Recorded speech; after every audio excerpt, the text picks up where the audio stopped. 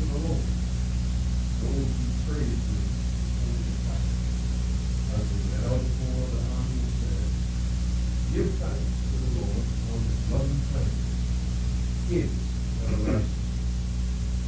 Then they began to sing praise the Lord, that ambush against the sons of Haman, who are all dead, will come against you, the way will run. But the Americans, they know. And then we get our people who give thanks to praise. Lord, to turn our nation around, out the heaven, for the good of our nation. Coming off until it is strong. And I am found that they have life, and I want more abundantly. So this one which is called food, close for his voices, the sound of the good. And the remaining voices, and shouting to the other elements, come to be with you by time. Give thanks unto the Lord, for He is good, for His mercy endureth forever. Oh, give thanks unto the Lord of God, for His mercy endureth forever. Oh, give thanks to the Lord of Lords, for His mercy endureth forever. Hallelujah.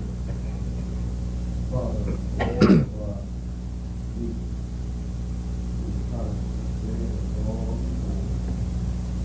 all our sins in this life.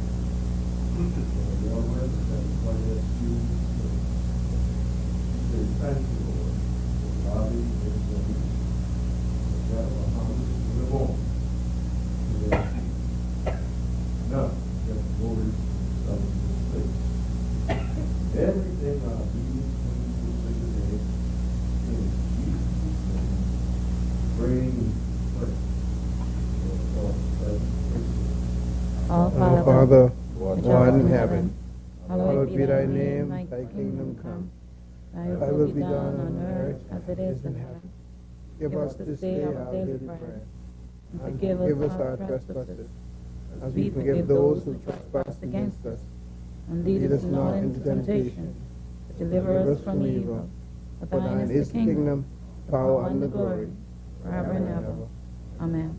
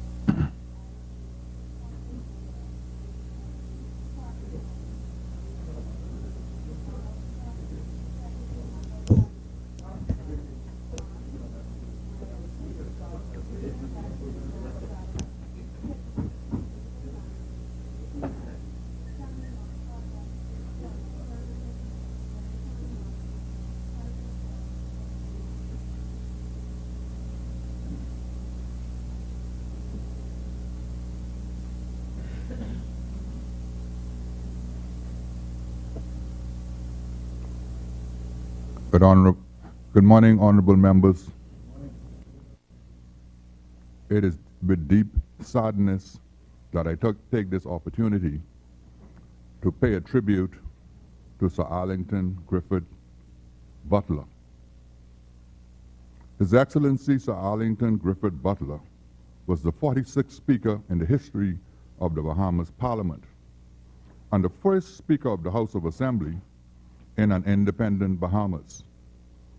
He was a man for all seasons, earth with Ali, as he was from a position of family government high school, and I was a first-year student company of His Excellency as a fellow panelist on the radio talk show, The Last Word, hosted on Peace FM by Steve McKinney.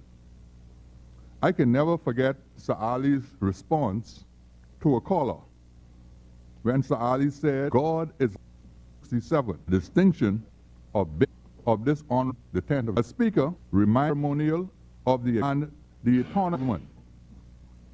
He will be remembered among his many achievements to Prime Minister on behalf of my colleagues at this moment, step of my predecessor as Speaker down the path of courage. The public perception is too negative of politicians. The truth is, politicians make colossal personal sacrifices as well as financial ones. There is an argument today that politicians knowingly signed up for the salary being offered. What is flawed about this argument is that every employee also knowingly signed up for the salary they were being offered at the time of the engagement. Notwithstanding, no one who has just started work would agree to have their salary scale frozen for more than 30 years. Perhaps Section 3 and 4 of the Judges Remuneration and Pensions Act, Chapter 45, is instructive and can be used as a precedent in establishing a review committee or a commission to bring parity for the parliamentary and executive branches of government. Having ventured down that path of courage, I now return to the matter at hand. We are all behind you, Mr. His Excellency Sir Arlington Butler was a giant of a man. But you know, that has a way of putting things into perspective. Speaker Butler had a wilderness experience from a political perspective from 1977, when he left the PLP, to 1992, when he was re-elected under the FNM banner. As an FNM Member of Parliament for the Salem constituency, he served as Minister of Public Safety and Immigration from August 1992 to August 1993, and as Minister of Public Safety and Transport from 1993 until January 1995.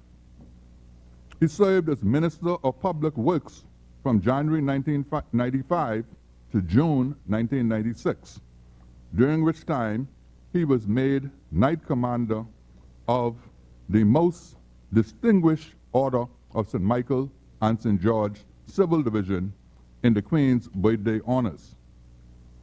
He was appointed Ambassador to the United States of America with effect from July 1st, 1996.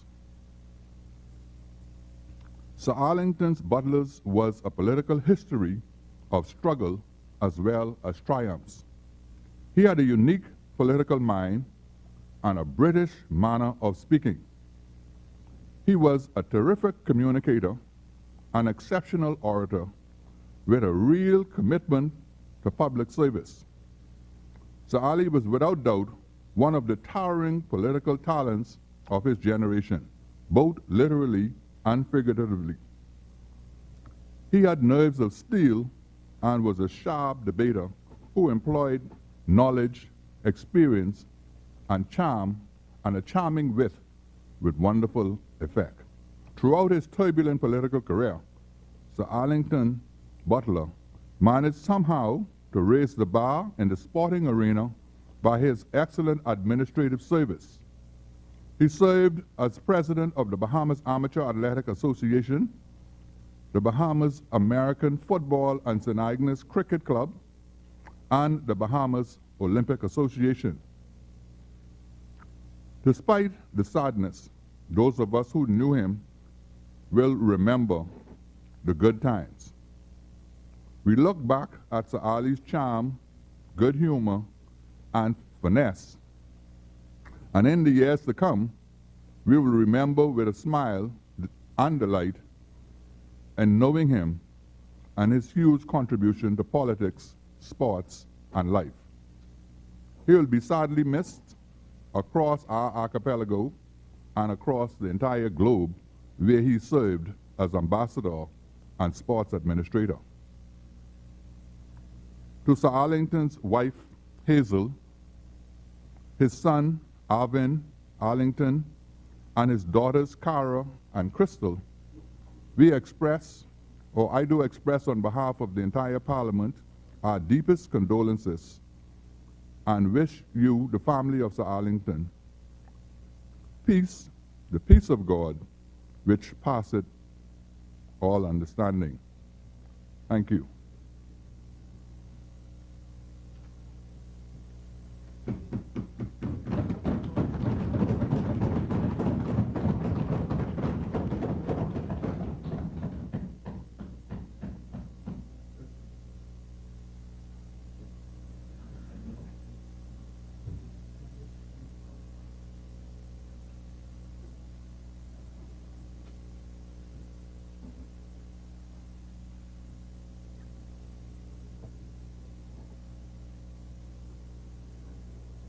Introduction and swearing in of new members.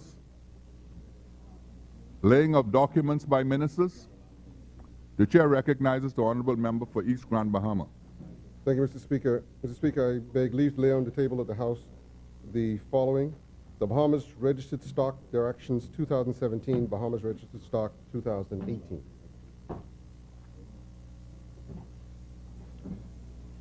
Pardon? Order that the documents be brought up.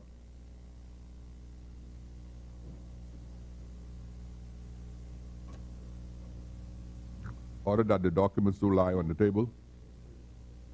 Further tabling of documents by ministers. Mr. Speaker. Chair recognizes honorable member for East Grand Bahama. Mr. Speaker, I beg leave to lay on the table of the House a copy of the following.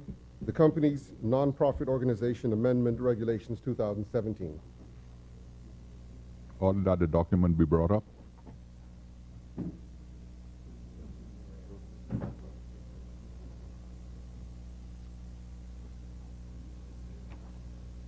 Order that the document do lie on the table. Further laying of documents by ministers.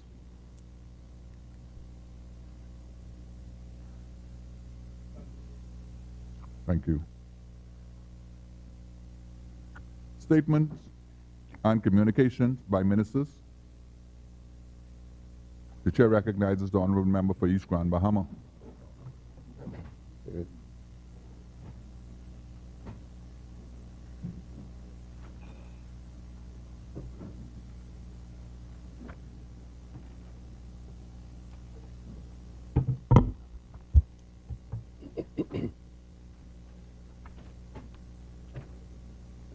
Thank you, Mr. Speaker. Good morning. Mr. Speaker, I rise to share with this honorable House details of the government's recent success at issuing a benchmark U.S. $750 million bond issue, which was opened to the markets and priced yesterday and is expected to close on November 21st, 2017.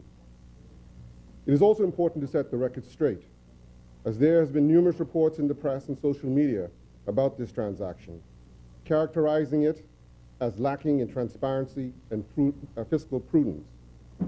Nothing could be further from the truth. There was absolutely nothing devious, serendipitous, or imprudent about this transaction, or the manner in which it was handled. There are certainly ways these transactions are handled there are certain ways these transactions are handled in the international market, and we are appropriately guided by our investors in this regard.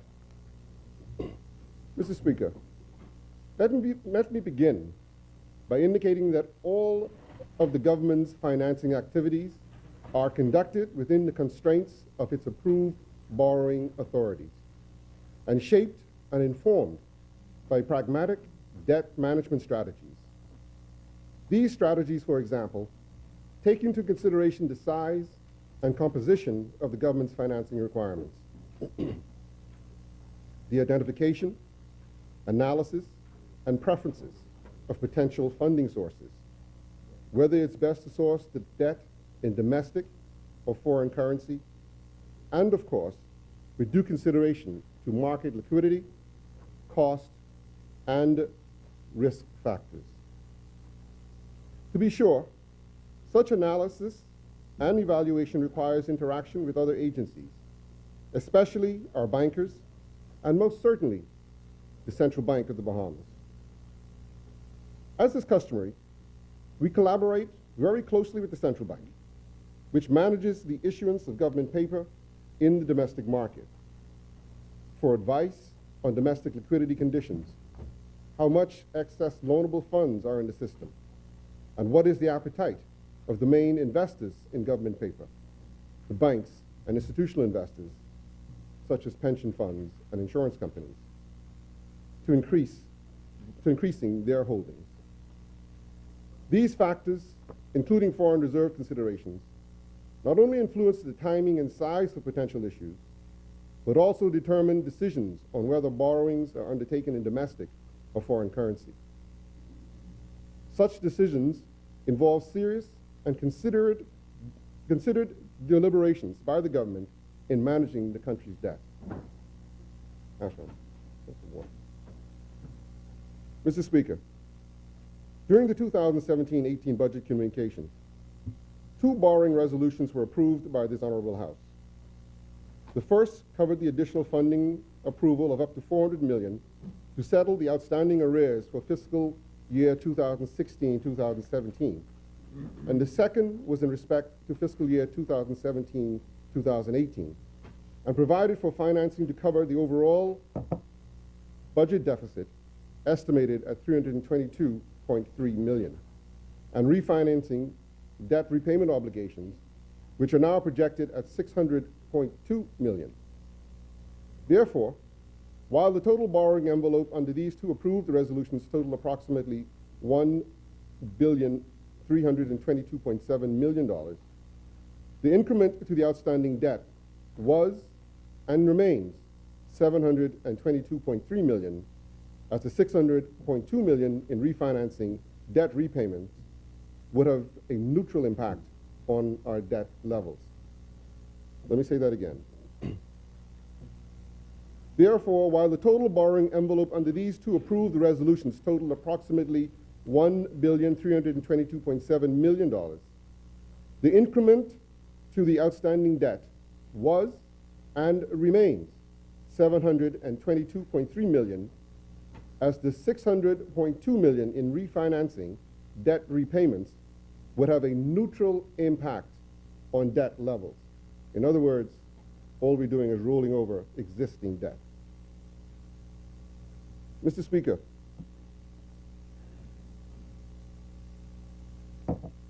it is instructive to mention that at the beginning of each fiscal year, one of the first things that the government sets out to do through its Treasury Department is to develop monthly cash flow projections based on how it perceives the evolution of revenue performance and the timing of its outlays. These projections are calibrated on an ongoing basis to ensure that there are sufficient funds available to meet the government's budgetary requirements as and when needed. It is now common knowledge that there was pressing funding needs at the end of the past fiscal year and the outset of the current period, which placed an urgent requirement on policymakers to identify immediate funding sources to meet these obligations.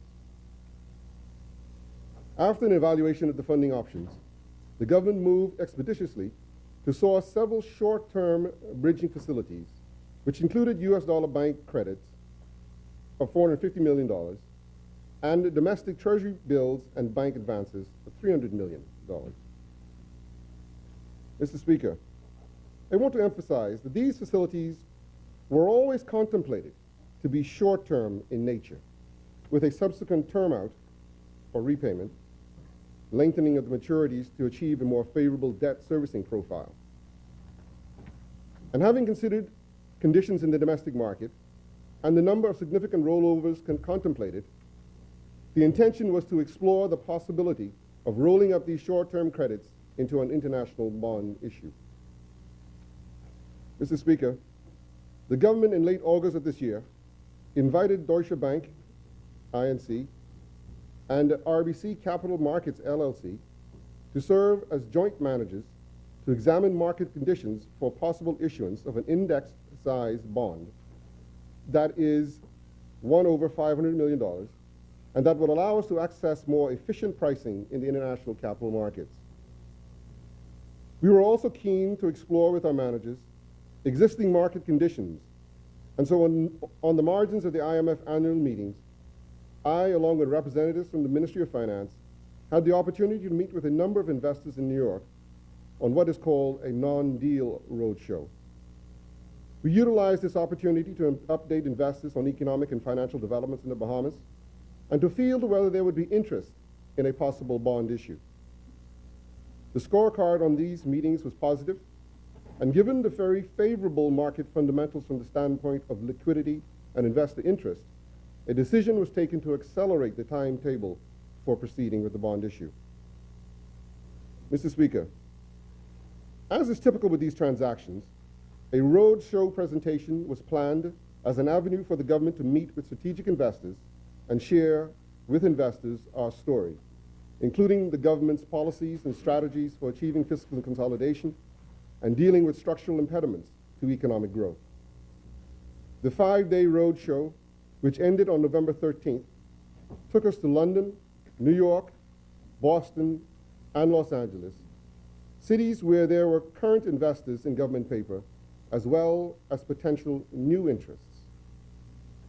Mr. Speaker, I am pleased to report that these meetings proved to be highly successful and allowed our joint book runners to announce deal terms to the market yesterday morning.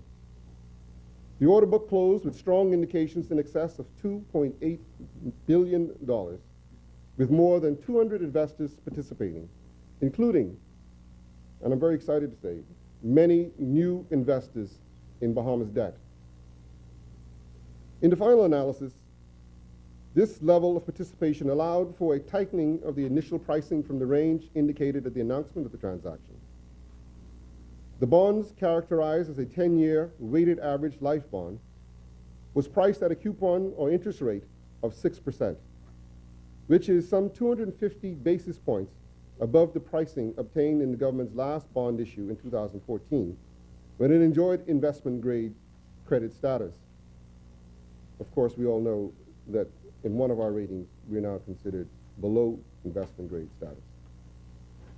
It is to be repaid in 3 equal annual installments, commencing on November 21st, 2016, and with a final maturity on November 21st, 2028. The 6% yield is sorry? I'm sorry, 2026. I'm so sorry. So let me read that again. It is to be repaid in 3 equal annual installments, commencing on November 21st, 2026, and with a final maturity on November 21st, 2028. The 6% yield is equivalent to a spread of 362.1 basis points above the U.S. Treasury's 10-year benchmark bond. Mr. Speaker, the government is cognizant of the need to ensure that resources are available to meet its future debt service obligations and intends to establish during the next budget a sinking fund to cover the principal payments arising from this new borrowing. This is part and parcel of our commitment to responsible fiscal practices.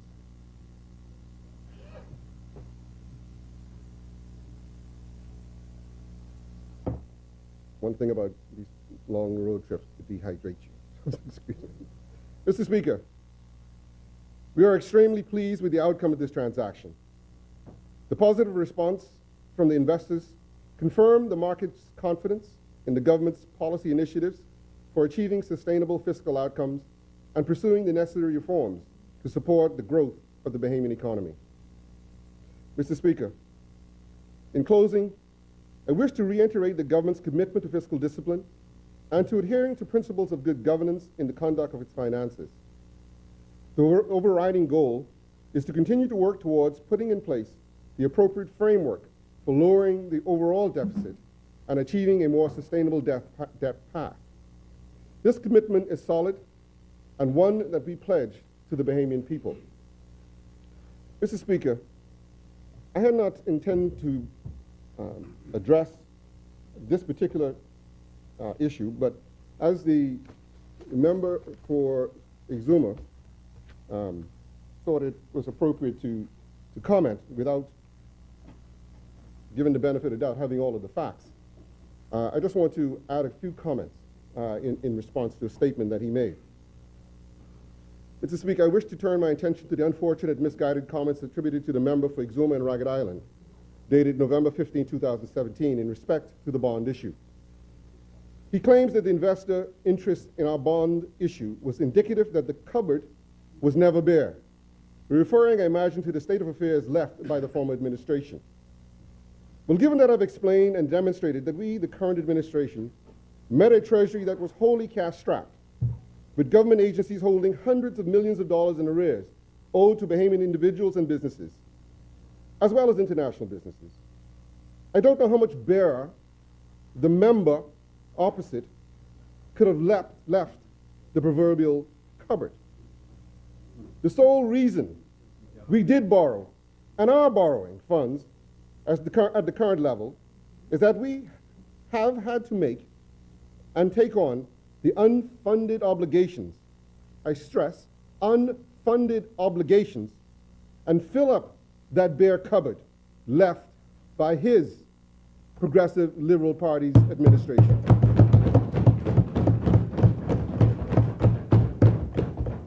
And so while he is clever, and he's unsuccessfully trying to distance himself and the Progressive Liberal Party from that debt, and that necessitated the level of borrowing that this administration has had to undertake. So you cannot walk away from that, Exuma and Ragged Island. And you cannot place that on the new administration, because those are commitments, unfunded, no money available, that we had to go out and find. And as I indicated in the formal part of this statement, we had to go and find immediately on coming to office.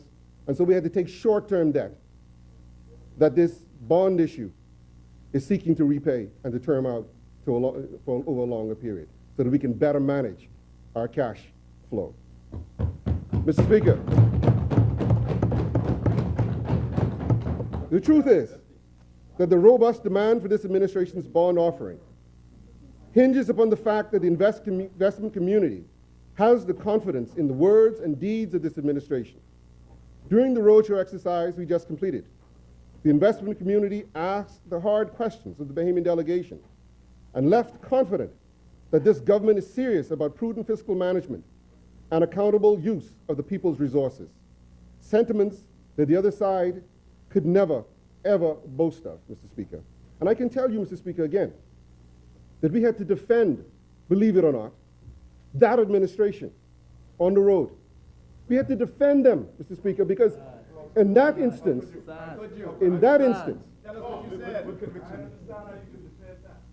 trust me, it was a clever, no, I didn't lie. Didn't lie. But a clever use of words. But we had to defend them because we were on the road, and as a nationalist, I will not allow anybody to speak ill of the government of the Bahamas.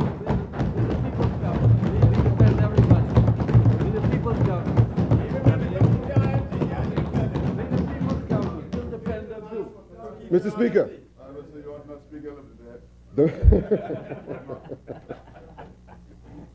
Mr. Speaker, the member for Exuma was also elected to have commentary on the move to accrual accounting, a move that is long overdue. But let's put this mischief to bed once and for all. This is not about accounting. and accounting treatment. The facts are this. The former administration met hundreds of millions of dollars in spending commitments. And again, I repeat, hundreds of millions of dollars left. Say it again. That were outside. Okay, you want me to say it again? Left. Make it clear. The facts are, the former administration left hundreds of millions in spending commitments. And I repeat, hundreds of millions Unfunded. in unfunded spending commitments that were outside its budgetary allowance to make. Outside. No provision? Those are facts. No provision. Facts. Facts. Demonstrratable facts. Didn't even have parliamentary permission. He knows, and the people know, why we face a $722 million deficit last year. And he and they know that the majority of that sum, well, actually, all of that sum, was contracted by the former administration before they left office. Finally, Mr. Speaker, and again, I just want to make it clear, those numbers had nothing to do with any accrual basis versus cash basis accounting. I demonstrated in this House, I believe the last time I spoke, where that number was derived from. Actual money that this government had to find and to spend to meet those commitments, Mr. Speaker. Never, never. I told you, and if you listen carefully, speak to the member next to you. If you would listen in this House, you would know that it has been said that we are moving towards accrual basis accounting. We've said that. But we've also said that we are currently on a cash basis of accounting, Mr. Speaker. And the member for Exuma and Ragged Island knows what that means. So maybe he can explain it, Mr. Speaker. He said you were talking bad about the economy, but stuff like things. Mr. Speaker, finally, let me turn my attention to the points raised regarding the rationale for paying off $300 million in domestic borrowing from the international bond offering.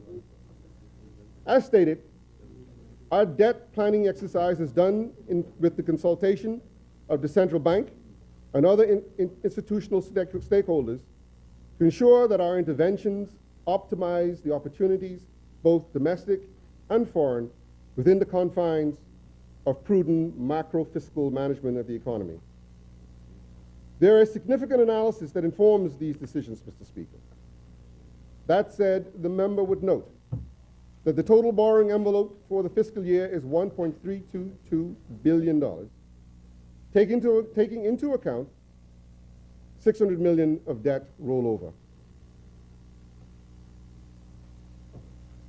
As we've been doing since the beginning of the fiscal year, we will continue to engage the domestic banking sector and other domestic institutional investors for a substantial quantum of borrowings and debt rollover.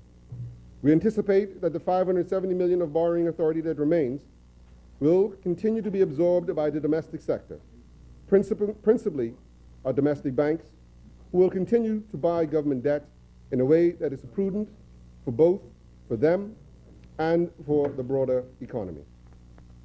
Mr. Speaker, that ends my statement, and I just want to say for the benefit of the Bahamian people who may not necessarily understand all these significant words, and I think it's important that they understand two things. One, that the majority of the bond offering that was done yesterday is to meet commitments that we met in place, to roll over existing debt that we incurred to pay those bills.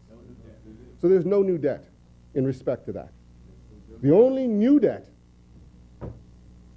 is within the the borrowing resolution that was presented during the annual budget presentation, which equals to $722 million, of which $400 million related to bills that were existing and unfunded, incurred, spent by the previous administration. And so the only thing that represents new borrowing is that $400 million. Sorry, let me take that back. There's no new borrowing in this particular exercise.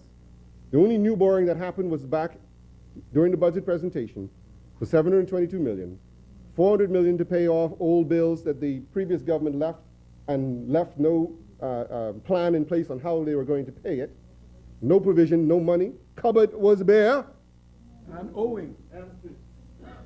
And $322 million of commitments that are expected for the current year. Also, those commitments, a lot of them, relate to expenditures that are rolling over from existing projects and commitments that were committed by the previous administration. So, Mr. Speaker, I think it's important for the Bahamian community to know there is no new borrowing in this exercise. This is a debt management exercise. And so I invite the side opposite to please. We agreed that we're going to be transparent. We agreed that we're going to be honest and straightforward with the Bahamian people. There's no need to confuse the issues. There's enough trouble here in this economy for you to make comment on and to be constructive about. There's no need to confuse these very technical and significant issues that we all know are necessary to engage in order to bring stability and sustainability to our fiscal situation. I rest, Mr. Speaker. Thank you.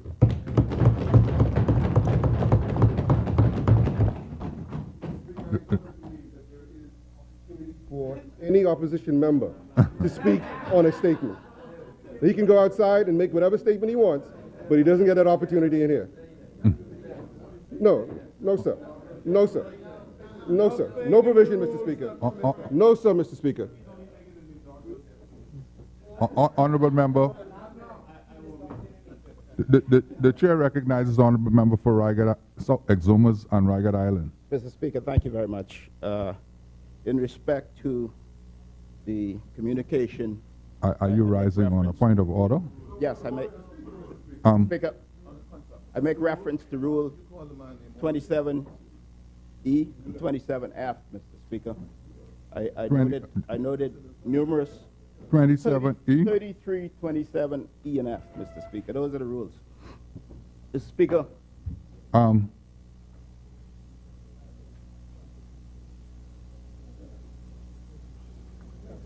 Honorable member, those sections are not applicable to communication. I'll be happy to make a press release, but I don't want this to be controversial. I want to commend the Minister of Finance for actually the first half of his presentation, Mr. Speaker, and also to ensure and also to ensure, Mr. Speaker, that under 3327 E and F, that I am not misunderstood, Mr. Speaker. But if you rule, Mr. Speaker, that you will not entertain it, I'm much obliged, Mr. Speaker. But in the interest of the timing, Mr. Speaker, I'd be happy to. Honorable member. And I won't make it controversial, Mr. Speaker. Honorable member. Just so that we are clear, the sections to which you refer are not applicable to communications.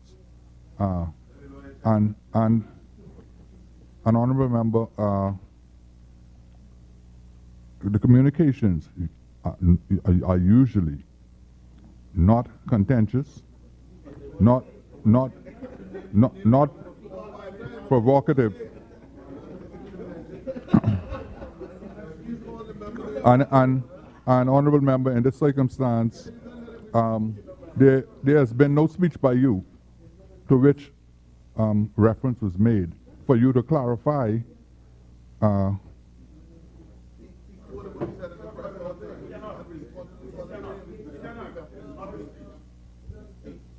If I may,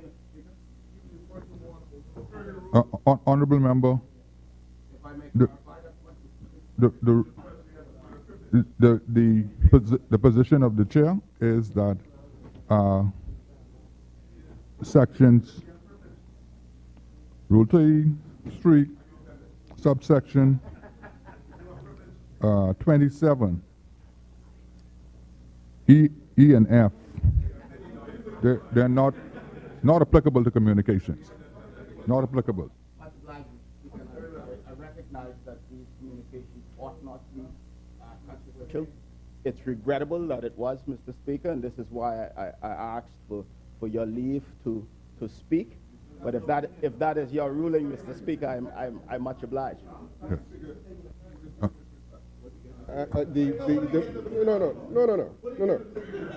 Mr. Speaker, Mr. Honorable Speaker. Member. Mr. Speaker.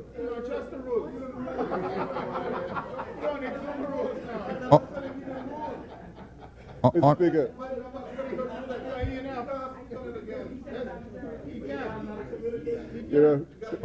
Mr. Speaker. Honorable Member for South and Central Andres. Give the chair the opportunity to make a decision and to recognize another honorable member so that we can determine what it is the honorable member is about to say. We are anticipating, we don't know exactly what he's about to say. If he is in breach of the rule, then the chair will make a decision and a ruling similar to when the honorable member for Exuma and Ragged Island rose.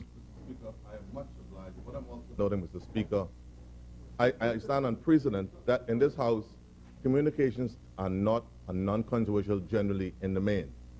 If the member for East Grand Bahama, who stands as the Minister of Finance, is a substantive minister, would have used his communication this morning to name my member, who I must defend, in more than one or two occasions. I feel as if that is the case, he should not be able to rebut. If my member Honorable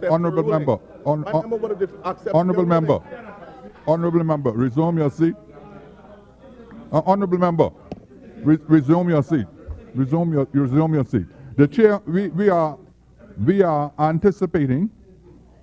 Let me hear from the member from East Grand Bahama. I will then make a determination whether what he's about to say is a rebuttal. The chair recognizes the honorable member for East Grand Bahama. Mr. Speaker, again, I'm reminded of that saying that whether the wicked fleeth and no man chased.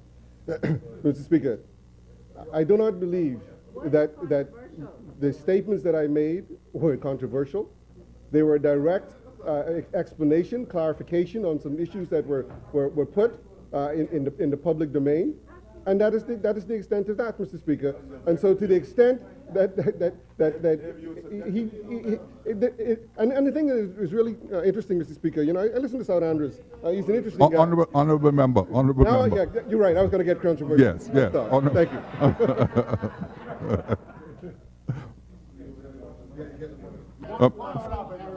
For the communication. First of all, order that communication be brought up.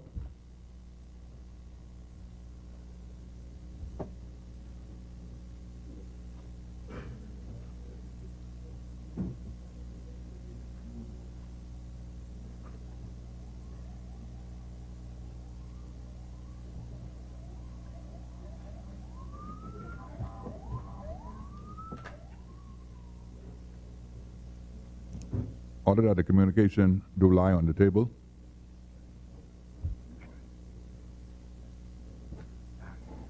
Are the copies available?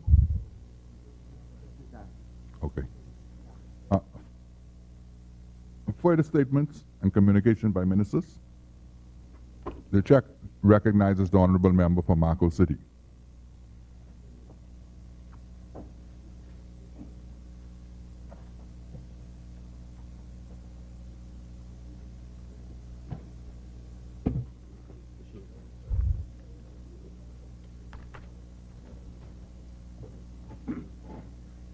Mr. Speaker, it's once again an honor and a privilege to have this opportunity to address this House and to acknowledge the people in Marco City and to express once again my gratitude to them for this opportunity to serve them.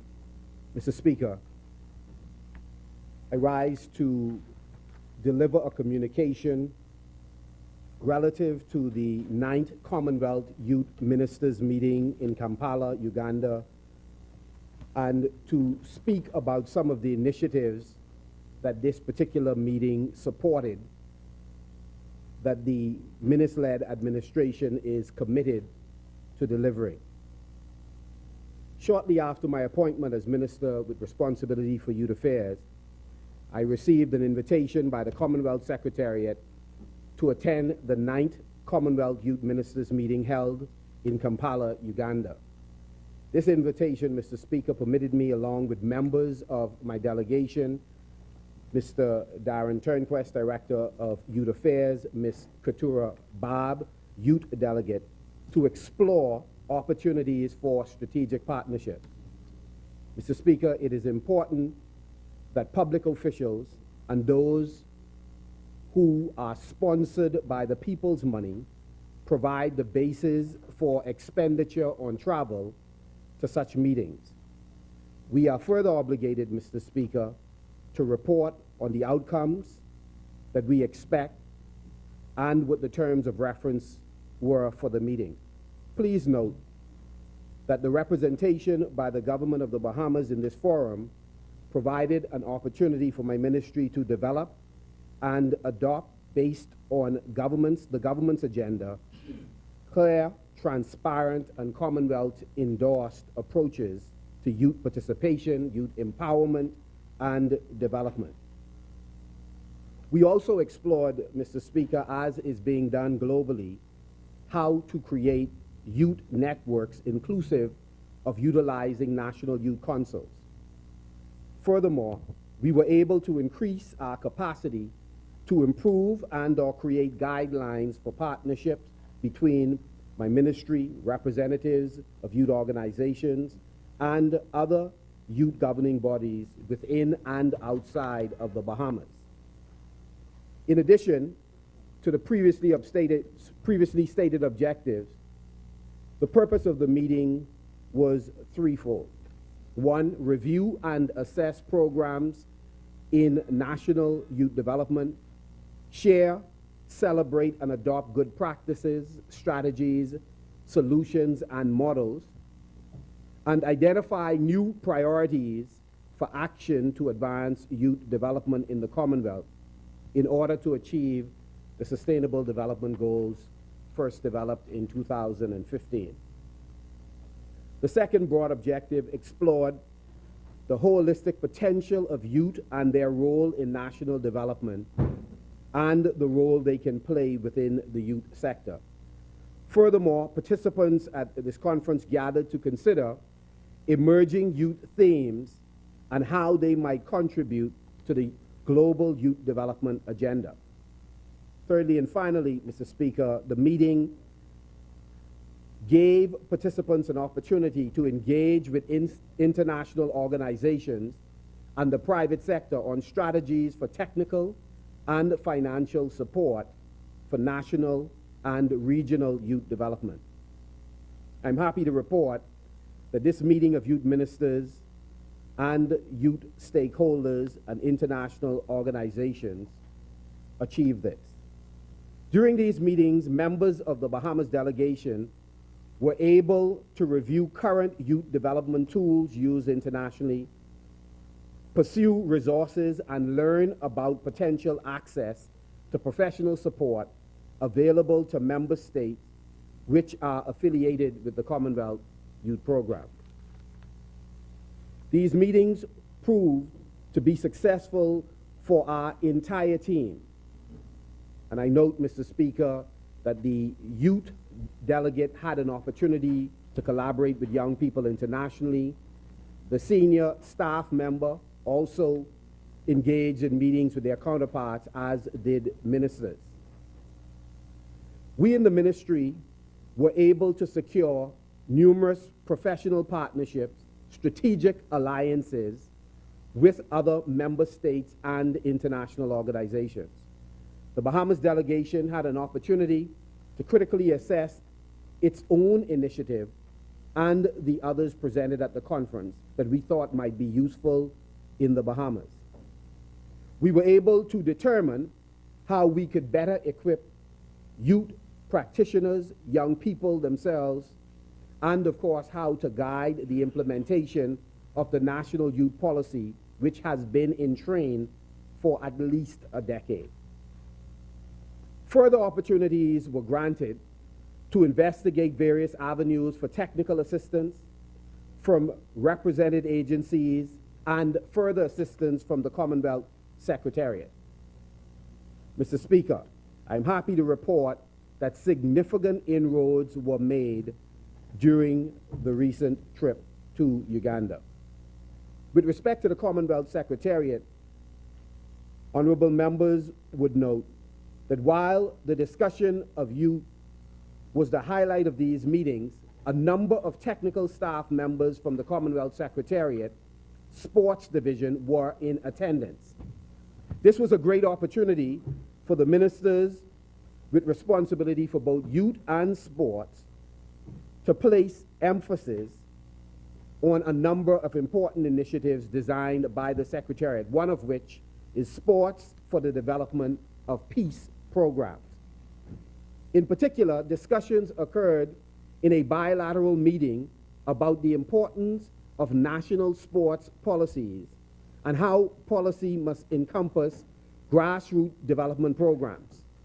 The underlying theme of these discussions was that a policy approach is necessary to guide these activities in small island states. These discussions with Secretariat officials served, Mr. Speaker, as an impetus for the request of technical assistance from the Commonwealth Youth Secretariat.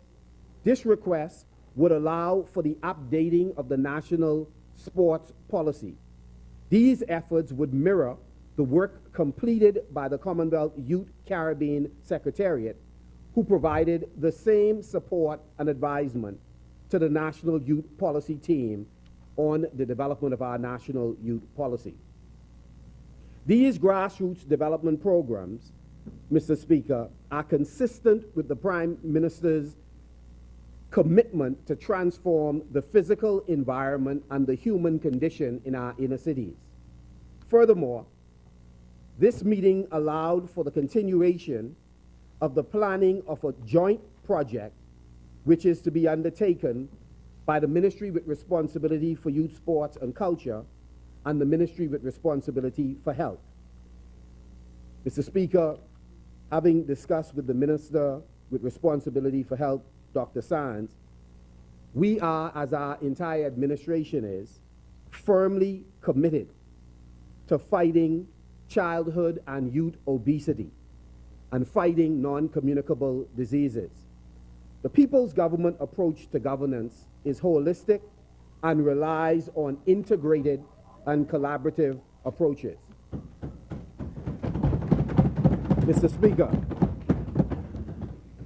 with respect to the microcredit funding, which was a major component of this particular meeting, it has been highlighted in the halls of Parliament for many years that youth unemployment is high and youth entrepreneurship requires urgent attention as one remedy for the high and unacceptably high rate of unemployment and underemployment.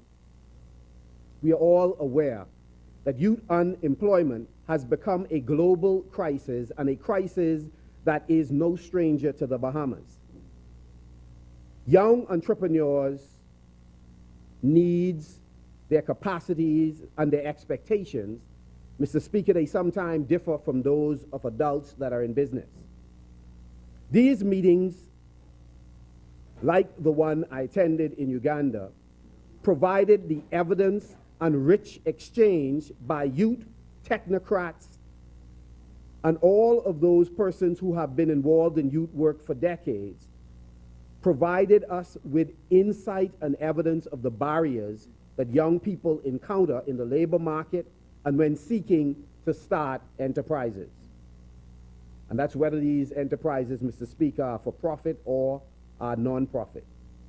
To date, the Commonwealth Secretariat has a microcredit toolkit that my ministry has now been using to guide its work in this area and to ensure that decisions on microcredit programs are made using an evidence-based approach. Mr. Speaker, my ministry is presently collaborating with Senator Kwesi Thompson, who is in the office of the Prime Minister in Grand Bahama, on youth enterprise initiatives. These are designed, honorable members, to empower youth with the net effect of creating employment.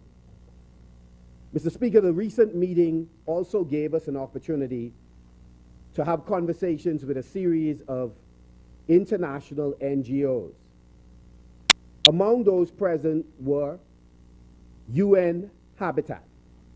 Mr. Speaker, in the meeting with UN Habitat, we recognized very quickly that their work and our goals align.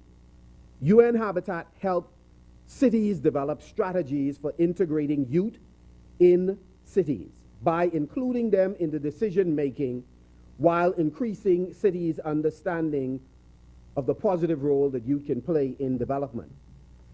Further, this organization provides support in developing national urban strategies surrounding the youth sector. UN Habitat has been successful in also establishing 5 one-stop youth centers in Africa, in particular Kigali, Rwanda, Nairobi, Kampala, and Mogadishu. Mr. Speaker, the most impressive aspect of our deliberations with UN Habitat was around the issues that we are presently engaged in the Bahamas. They have created, as we intend to, Mr. Speaker, a UN Habitat Fund. The goal of this fund is to empower youth by providing grants and capacity building opportunities to selected organizations wishing to start enterprises in the inner city area. While we work to bring organizations up to the level where they can apply for such funding, the framework for such a fund provides us with much guidance in the establishment of our own, which, by the way, Mr. Speaker, legislation is presently being written, and the draft, Mr. Speaker, will be circulated in early 2018 as a part of the compendium of legislation surrounding national youth policy. The collaboration with UN Habitat ties in directly to the revitalization of inner city communities envisioned by the People's Prime Minister. Therefore, in addition to carefully monitored incentives for inner city development, the Urban Youth Fund, Mr. Speaker, will enable youth entrepreneurs to more fully participate in creating opportunities for themselves, their families, and in the process, help fundamentally transform the neighborhoods in which they live. Mr. Speaker, also present at this meeting was USAID, or USAID. The discussions held with this agency demonstrated that opportunities not readily available to the Bahamas due to the high level of our GDP may still be accessed, potentially through linkages and joint ventures with other Caribbean countries. Mr. Speaker, we continue at these meetings to make the case that any number of international organizations exclude the Bahamas from funding opportunities because of our GDP. They don't fully understand or appreciate the fact that there is uneven development in the Bahamas, in the rural areas, in the Family Island versus the city, or that even within an urban center, that there's tremendous poverty among some of our young people.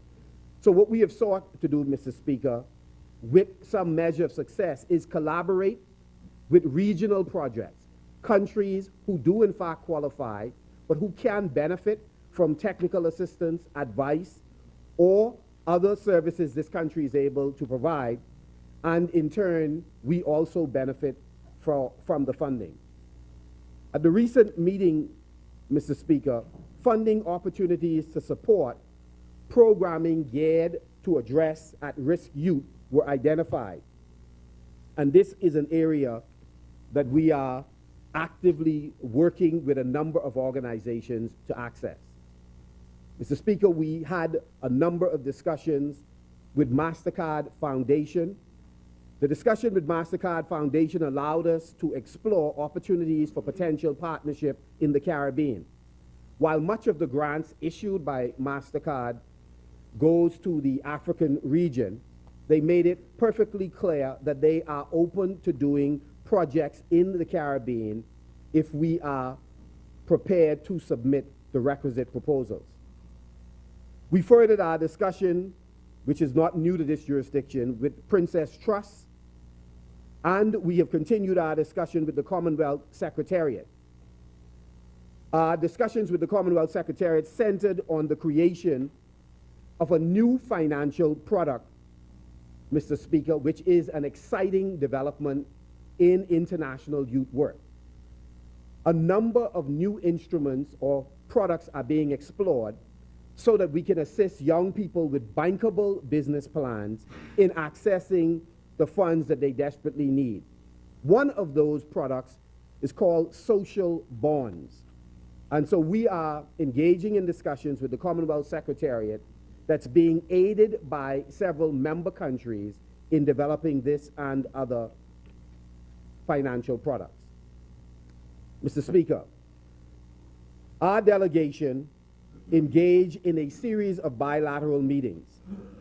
One such meeting was with the Canadian delegation surrounding youth, sports, and culture, and it proved to be beneficial, and we now await formal correspondence from the Canadian Parliamentary Secretary responsible for sports, culture, and youth.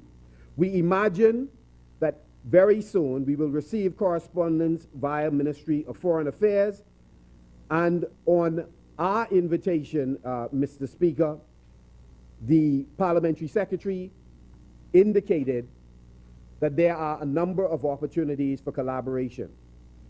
One key initiative we explored was we discussed a joint venture between Canadian universities and the Bahamas in the areas of research and data collection and analysis. It was noted that there is an opportunity for a significant number of students and researchers from Canada to come to the Bahamas and support our trust to improve data collection, strengthening of our statistics in every area of our national life, and generating, in collaboration with Bahamian professionals, empirical evidence that drive policy decisions. Mr. Speaker, at the conclusion of these meetings, ministers took into consideration the final reports from stakeholders and youth. It was agreed that the following recommendations and priorities be forwarded to the heads of government to be considered for their national agenda. Mr. Speaker, just permit me to mention a few of the recommendations from this meeting. One recommendation was that national development plans and policies of governments should include clearly defined and appropriate commitments to invest in youth. The present budget allocation to youth ministries across the Commonwealth is unacceptably low, Mr. Speaker, despite the fact that young people in some Commonwealth countries make up 70% of the population. And so we must have a radical transformation in budget allocation. Mr. Speaker, more consideration must be given to increasing government's investments in young people's needs, including increased budgetary and non-budgetary allocation to youth ministries and exploring innovative financing mechanisms and programs. In this regard, the Minnis administration, as you would see shortly, would be a leader in the Commonwealth. Mr. Speaker, governments were also referred to a very important recommendation, that we ought to prioritize the collection of relevant youth-specific data to inform investments, policy making in youth development, including through mandatory gathering of age and gender disaggregated data in the national consensus. Mr. Speaker, it was also recommended that governments take steps to optimize the regulatory framework and enabling environment for businesses, and to encourage and adopt sustainable and socially responsible policies and practices for the empowerment of our young people. Mr. Speaker, one of the things that encouraged many of the participants who hail from the southern region of the world was the recommendation that the Commonwealth must use a South-South cooperation model. Governments must harness and leverage the Commonwealth's tremendous resource in the southern region of the world. In other words, technical assistance need not only flow from northern region or so-called developed countries to the south, but there's tremendous resources in the southern region of the world, in Africa, in the Pacific, in the Caribbean, in Latin America, etc., and that technical assistance can flow laterally through south-to-south cooperation. Mr. Speaker, the additional recommendation sent to heads of government was that we should ensure that new and existing international financing pools, such as those related to climate, humanitarian and disaster risk reduction, are made accessible to and impactful for our young people.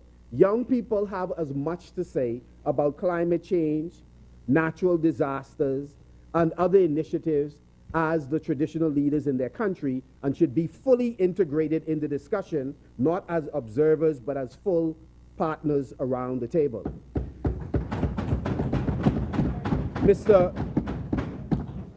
Speaker, the additional recommendation sent to heads of governments is that governments must make effort to make global trade, financial and investment agreements conducive to the promotion of youth development and empowerment through impact assessments, as well as targeted incentives and investments, capacity building, and participation of young people in the global supply chain and local content provision.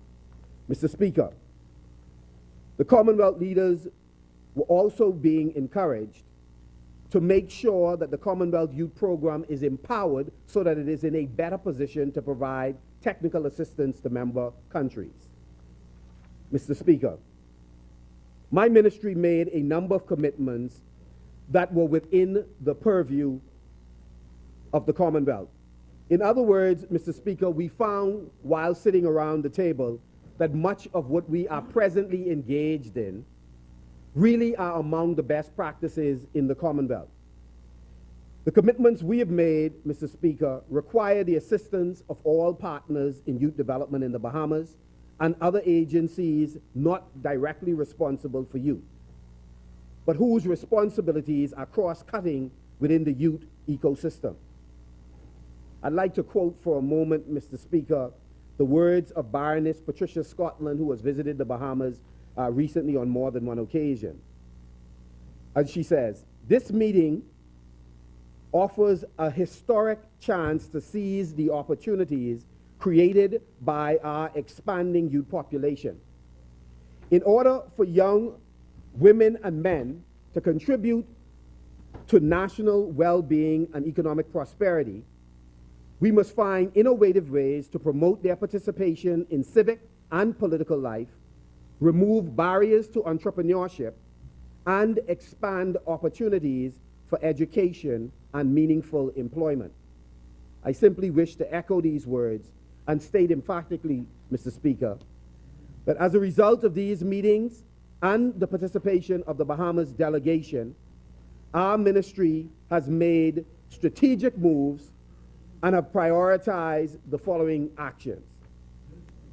1, to continue to monitor and evaluate national youth programs to ensure that they respond to national interests. 2, commit to encouraging greater outreach work in engaging young people, which is why we are collaborating with ministries with responsibility for social and urban development, education, labor, legal affairs, and works to design the National Community Empowerment Initiative.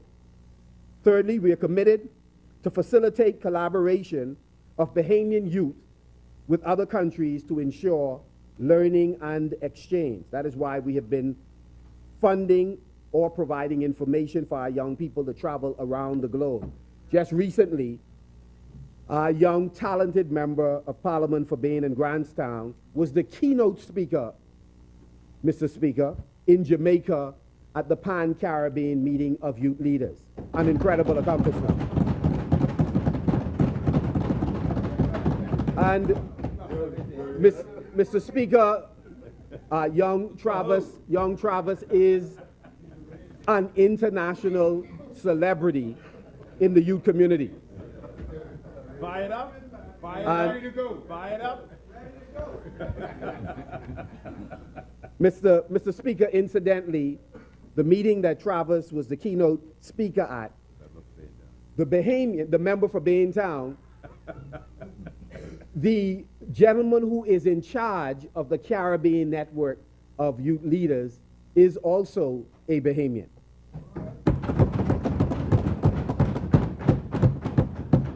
Mr. Speaker, we left the conference further committed, and this is our fourth commitment, to strengthen data collection to ensure evidence-based planning for youth work. Long gone are the days of conjecture, anecdotal evidence driving policy making. 5, we will collaborate with the Office of the Prime Minister, and this is happening as we speak, to launch the National Youth Enterprise Initiative to guide, fund, and market youth businesses. 6, collaborate with the Ministry of Social Development in delivering youth, culture, and sporting initiatives to the inner city communities on an ongoing basis, and in any way the member from Seabreeze and her team need our services, we will report to duty. Mr. Speaker, 7, to collaborate with the Ministry of Health in launching our National Fitness Challenge and to jointly fight non-communicable diseases. 8, collaborate with the Ministry of Labor, Works and Education on the National Apprenticeship Initiatives. The minister-led administration is committed to eliminating the silos and insisting upon all government ministries collaborating with each other. There are no turf wars. Mr. Speaker, 9, commit to the implementation of the National Youth Policy and continue work with the Office of the Attorney General on tabling of the enabling legislation. 10, remain committed to the National Youth Awards Scheme and the securing of corporate partnership, namely BTC and others, to execute this program on truly a national scale. 11, provide technical assistance to organizations in order for them to qualify for grants being issued not just by this ministry, but other government agencies and the private sector. We've held multiple meetings providing attorneys who are walking organizations through the process of becoming compliant. 12, reestablish the National Youth Ambassador Program to begin December 1st, 2017. 13, establish a National Directory of Organization, which already exists but is being expanded. 14, establish National Youth Advisory Council in every family islands, as many of the members of Parliament have been petitioning us to do. Make sure that we have representation in the family islands and that youth practitioners advise us on what is appropriate for their particular community. 15, review current and propose new entrepreneurship training programs. 16, establish strategic partnerships with the private sector to inspire, create, and provide opportunities for non-governmental funding. 17, expand the National Fresh Start Program. And finally, implement the National Job Readiness Program. Mr. Speaker, beginning in January, the Fresh Start and Job Readiness Program will go into communities where previously it had not been implemented. And so we're looking forward to working with a number of the Family Island members of Parliament to ensure that these programs are functioning in their jurisdiction. Mr. Speaker, as you can see, the Division of Youth has been busy and have a number of initiatives on the agenda that are now being actioned as a result of the findings and recommendations of a series of meetings, but certainly influenced by the recent meeting in Uganda. I wish to invite members of the public and the corporate Bahamas to get involved in this most exciting work of speaking to the future by speaking into and investing in the lives of our young people. I wish to commend my team at the ministry, which is the most incredible, talented team in the Commonwealth of the Bahamas, and, Mr. Speaker, to commend the youth division that is undermanned and womaned in terms of workers, which we fully expect will be increased in short order, for the incredible work that they have been doing in helping to shape the future of this country. Mr. Speaker, our youth and our children are truly agents of change and may serve as a force for good or a force for bad, depending on their exposure and the choices that they make. I'm confident, having worked with these men and women in this government, that we recognize it is in our collective interest to ensure that they are completely involved in the affairs of this country at the highest possible level. Young people, we value you. We salute you. We respect your contribution. We love you. And we want you to know beyond a shadow of a doubt, we got you.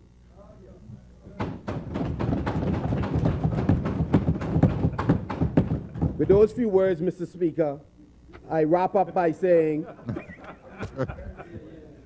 we are in this together. May God bless you and may God bless the Commonwealth of the Bahamas. So, Mr. Speaker, I'd like to table Mr. Ford, how much time, sir? Order that the How much? documents be brought up. Yes.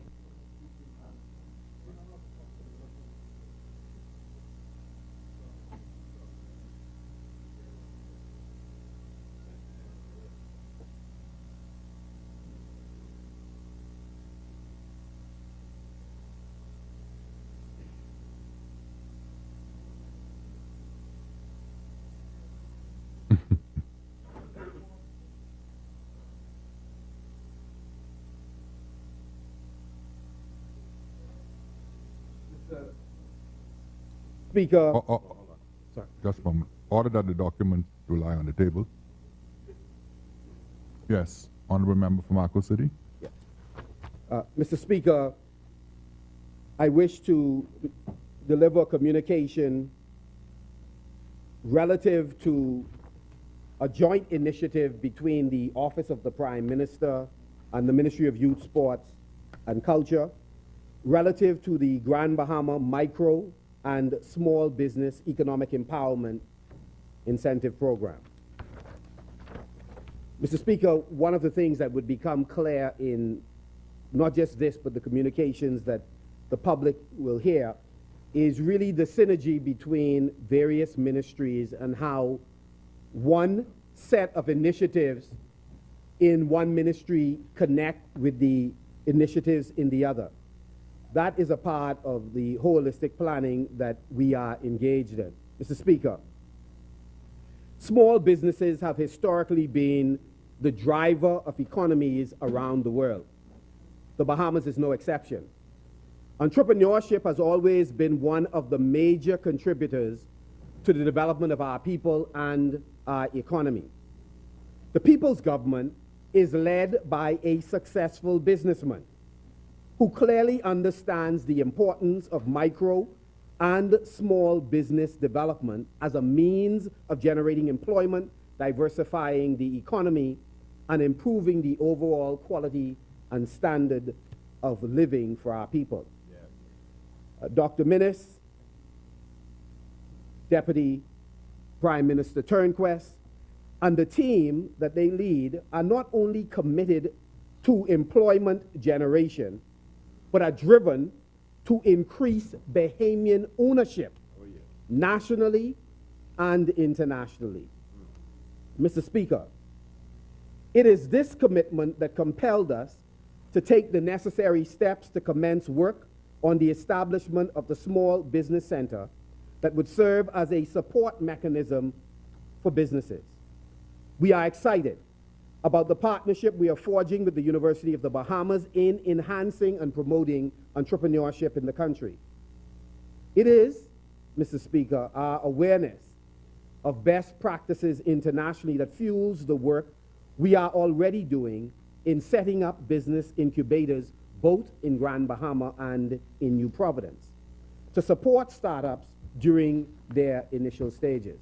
Mr. Speaker, honorable members, many of our successful business stories began with small loans or grants given to enable dreams to grow wings and fly despite the odds stacked against the entrepreneurs that started them. In particular, women and youth have often been discriminated against when seeking to gain access to capital to fund business ideas. It is this administration's intention to increase access to scarce resources for those previously marginalized.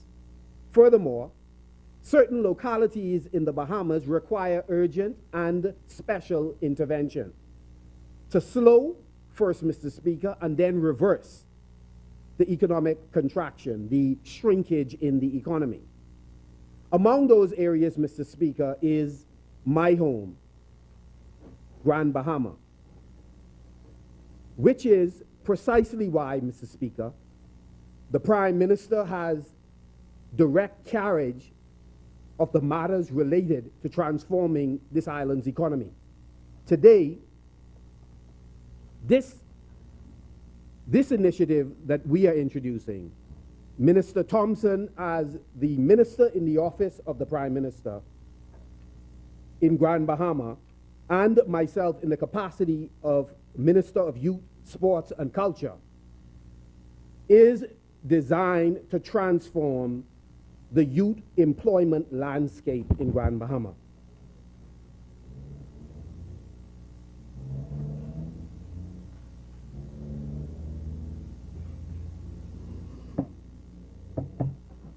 Today, we are reporting on yet another program that reflects our faith in Bahamian innovation and creativity. Our vision is to create a business environment where it is easy to do business unfettered by cumbersome bureaucracy, corrupt and archaic practices, riddled with inefficiencies and debilitating prices as it relates to energy, fees, and other business inputs. Mr. Speaker, in the National Youth Policy, the problem statement to be addressed by the government and other stakeholders states the following: young people can and should lead the way in economic growth, social enterprise, and poverty reduction. By the same token, however, that same energy and vitality, if left unharnessed or marginalized, can have a negative effect on the social and economic stability of our nation. The recurring sentiment of young people, and I'm still quoting, wishing to enter the job or entrepreneurial market are A, that they lack confidence in starting their own business, B, the market is oversaturated with small enterprises, C, they lack microfinance facilities, D, no diversity in the Bahamian economy, and E, a national effort to build a low-entry tourism labor force. These are all factors hindering the economic growth of our people. This is a quote from the National Youth Policy. Mr. Speaker, with regard to microcredit, the National Youth Policy of the Commonwealth of the Bahamas recognized that it is important to increase youth involvement in microcredit. This is because the building of a productive Bahamian citizen must include young people in the center of political, social, economic, and cultural life of the Bahamas. Again, a quote out of the National Youth Policy document. Mr. Speaker, the National Youth Policy has the long-term goal of increasing economic development through increased employment, self-employment, and more competitive employment opportunities for young people. Alongside government efforts to increase microcredit opportunities, the National Youth Policy seeks to ensure that the private sector takes an active role in the overall job creation and employment of youth by engaging in entrepreneurial development supported by the provision of information and transfer of technology and skills. Mr. Speaker, these efforts are no stranger to other governments around the world, and in many cases, some governments have been very successful. In Latin America and the Caribbean, microfinance programs have been used as a way to increase social development. While most of the focus tend to be on Latin America, there have been some relatively successful projects, Mr. Speaker, honorable members, in the Caribbean. One example of a successful program in the Caribbean is the mentoring model to develop young entrepreneurs, whose principles are similar to the program we are about to launch, Mr. Speaker. The general objective of the mentoring model to develop young entrepreneurs is to increase employment opportunities and generate income for young people interested in becoming entrepreneurs. While our objectives vary slightly, the overall principles of this program remain close to ours. And so, Mr. Speaker, let me bring it home. It is therefore with great hope and satisfaction that I address you this morning to report on what we believe is an exciting program that continues what has been the tradition each time we have been in government. Mr. Speaker, this initiative is called the Grand Bahama Micro and Small Business Economic Empowerment Entrepreneurial Initiative, or simply put, the Grand Bahama Entrepreneurial Program. This is being supported, as I mentioned earlier, by the Office of the Prime Minister in Grand Bahama and my ministry. This launch coincides with the government's commitment to create new opportunities for small business development, economic empowerment, and to reignite the entrepreneurial spirit within enterprising Grand Bahamians. I should hasten to say, Mr. Speaker, that while this is being launched in Grand Bahama, it is envisioned by this government that it will function on a national level. Further, it cements the government's mission to develop microcredit in the Bahamas by investing in the development of young entrepreneurs and to facilitate their advancement through training, mentorship, and other support systems. The preliminary version of this program will consist of 3 phases, where applicants will undergo a rigorous but thorough business readiness training in the first phase. The second phase provides access to business grant funding for successful applicants. And the third phase provides strategic mentorship and management support. As you are aware, Mr. Speaker, youth unemployment remains unacceptably high in the Commonwealth of the Bahamas. And Mr. Speaker, it is our intention in the first year of this administration to make a dent in those unemployment figures through this and other initiatives that we are presently running. Mr. Speaker, the cost of living remains extremely high, and the number of Bahamians suffering from hunger has increased in recent years. The present global economic climate is only aggravating the situation. But the truth is, Mr. Speaker, good leadership steps up to the plate, creates initiatives in order to reverse adverse conditions that plague their people. And that's what this people's government is about. Therefore, Mr. Speaker, the aim of this capital funding opportunity is to provide much needed assistance to youth business ideas, improve access to funding, and to make available the experts and the professionals to guide these young entrepreneurs. Examples of the grant funding that will be available are as follows. A, the Blue Marlin Business Innovation Grant, where 4 recipients will be selected annually in the field of technology, maritime, and tourism to receive $10,000. Mr. Speaker, let me say in advance of mentioning the other 3 areas that this does not preclude these business enterprises from pursuing other funding sources. In fact, it is deliberately meant to complement other funding sources. The second dimension of this initiative is that young entrepreneurs will have what is called Young Entrepreneurs Self-Starters Grant, where 20 recipients between the age of 17 and 30 years old will be selected annually to qualify for up to $5,000 in funding. The third category, Mr. Speaker, is the Business Evolution Grant, designed specifically for existing small and micro enterprises, where 20 recipients in need of capital for short-term growth and business sustainability can receive up to $5,000 in funding. And the fourth category, Mr. Speaker, is called the Emerging Venture Grant.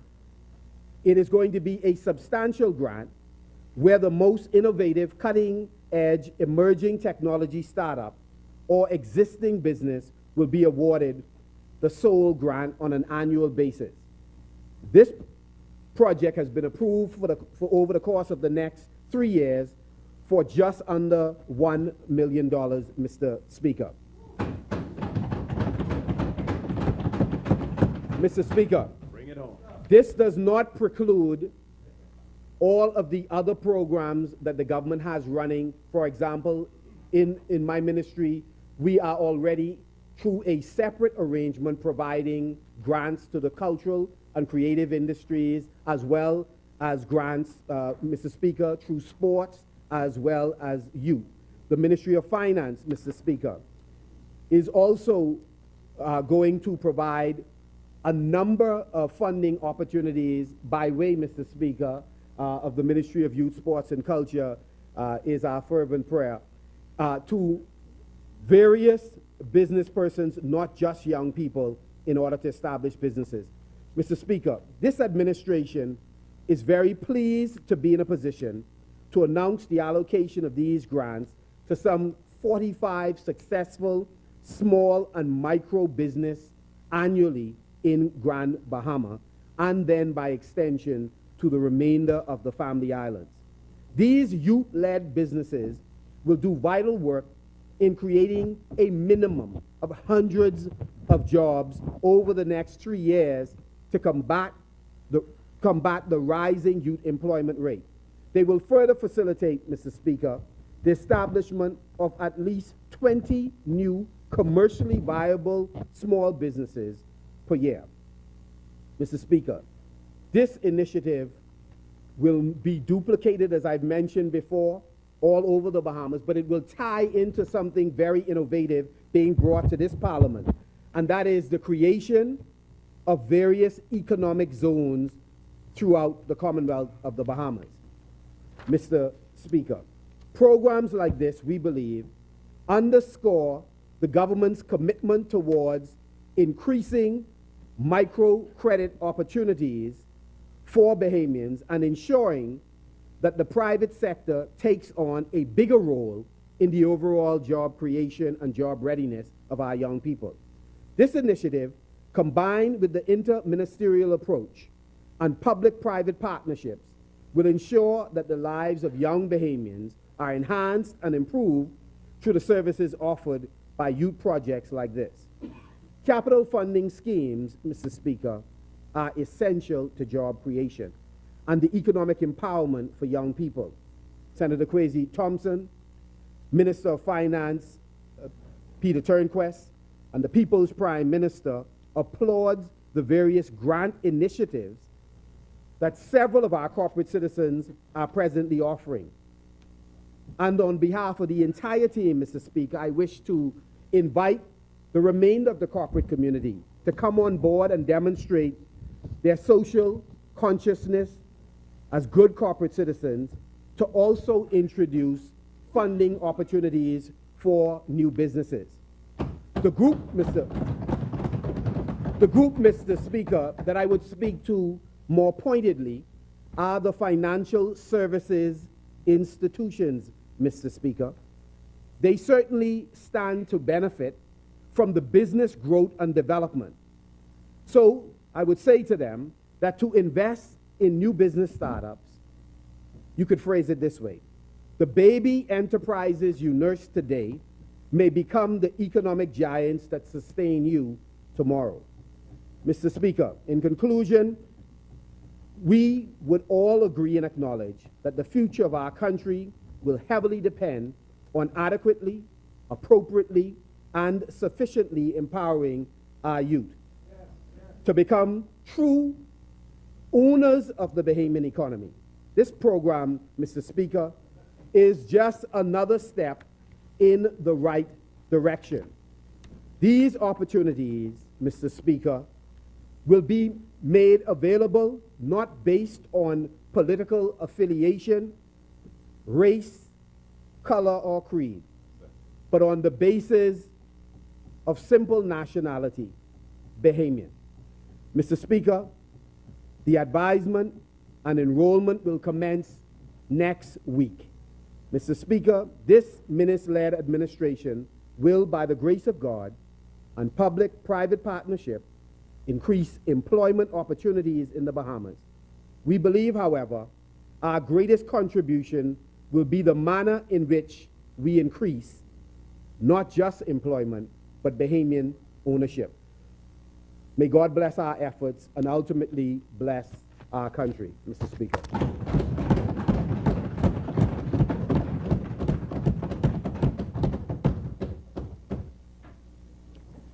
Further statements and communication by ministers. Mr. Order that the Speaker, document be brought up. Mr. Speaker, let me just say, while the document is being brought up, that the additional presentation I would reserve for the next sitting, which will be a report on the recent trip to Brussels, Belgium, for the Ministers of Culture meeting. I would hold this until the next sitting. Thank you, Honorable Member. Order that the documents do lie on the table. Honorable Member, just before we proceed, if you can turn in your rule books to page 37, I just want to bring honorable members' attention to Rule 44 as it relates to statements by ministers.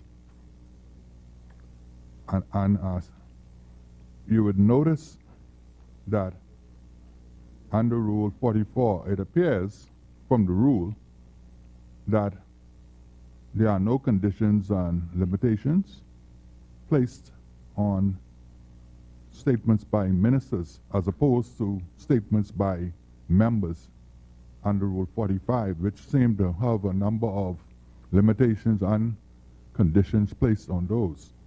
And it appears as if the rules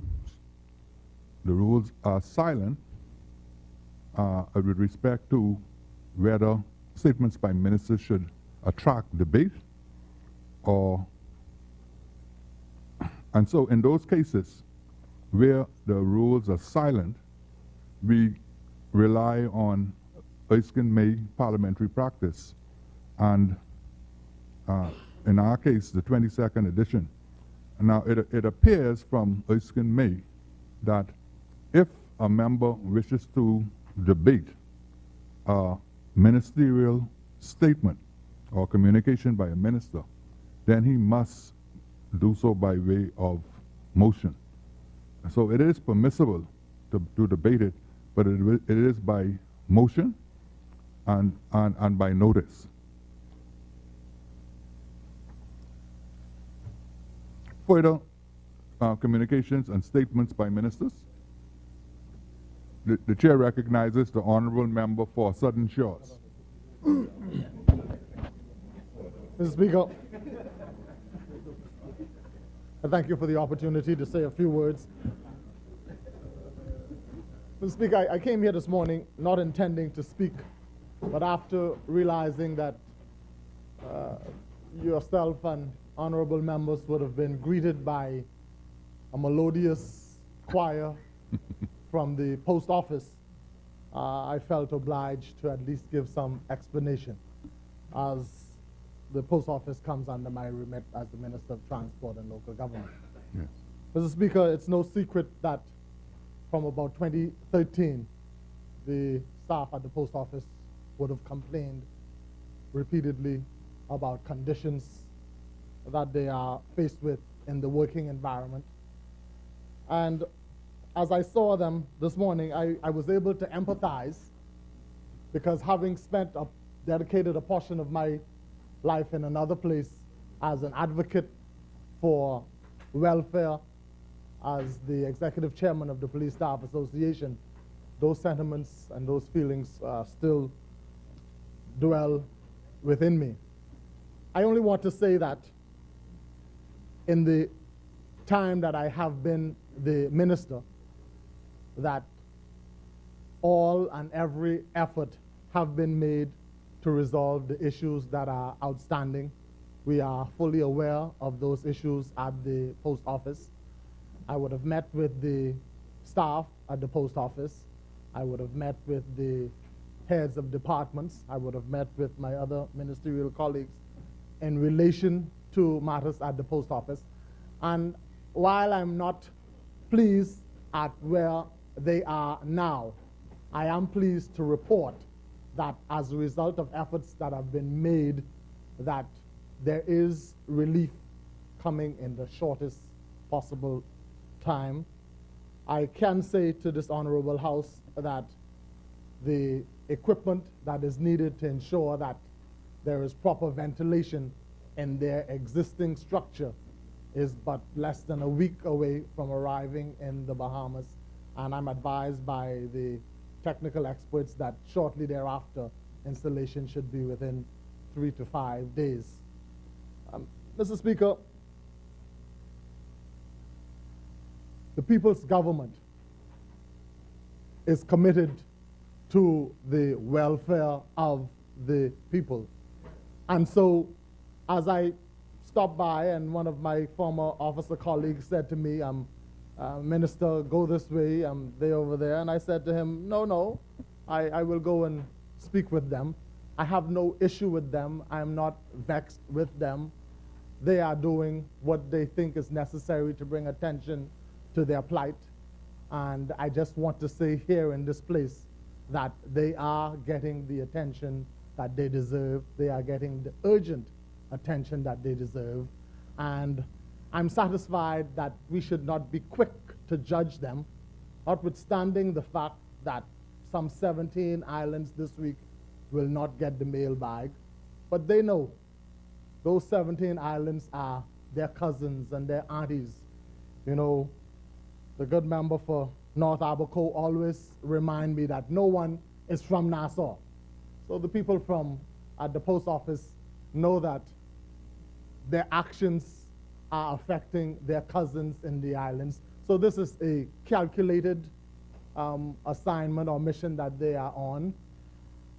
I want them to know that we are doing everything to bring the relief necessary to them in the shortest possible time.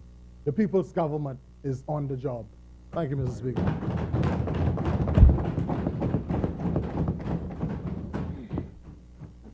Further statements and communications by ministers. The chair recognizes the honorable member for Elizabeth. Please. Thank you, Mr. Speaker. I rise this morning to address this honorable place on a medical disease that has existed in the Bahamas since at least 1820, but is still with us today. I'm speaking about tuberculosis, or TB, and my ministry's response to controlling and preventing tuberculosis in our island communities across the archipelago. We are constantly reminded, Mr. Speaker, of our vulnerabilities as a nation in close proximity to major destinations and the constant risk of exposures to both old and young of our 40,000 people from the more than 6 million encounters with visitors and non-residents to our shores. We also increase our exposure as Bahamians as we are now traveling all over the globe. Mr. Speaker, as many as 1/3 of the world's population, that's 2.4 billion people, are infected with tuberculosis. In 2016, worldwide, there were more than 10 million cases of active tuberculosis, which resulted in 1.3 million deaths.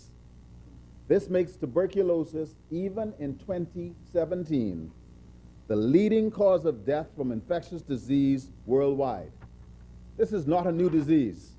It has been present since ancient times.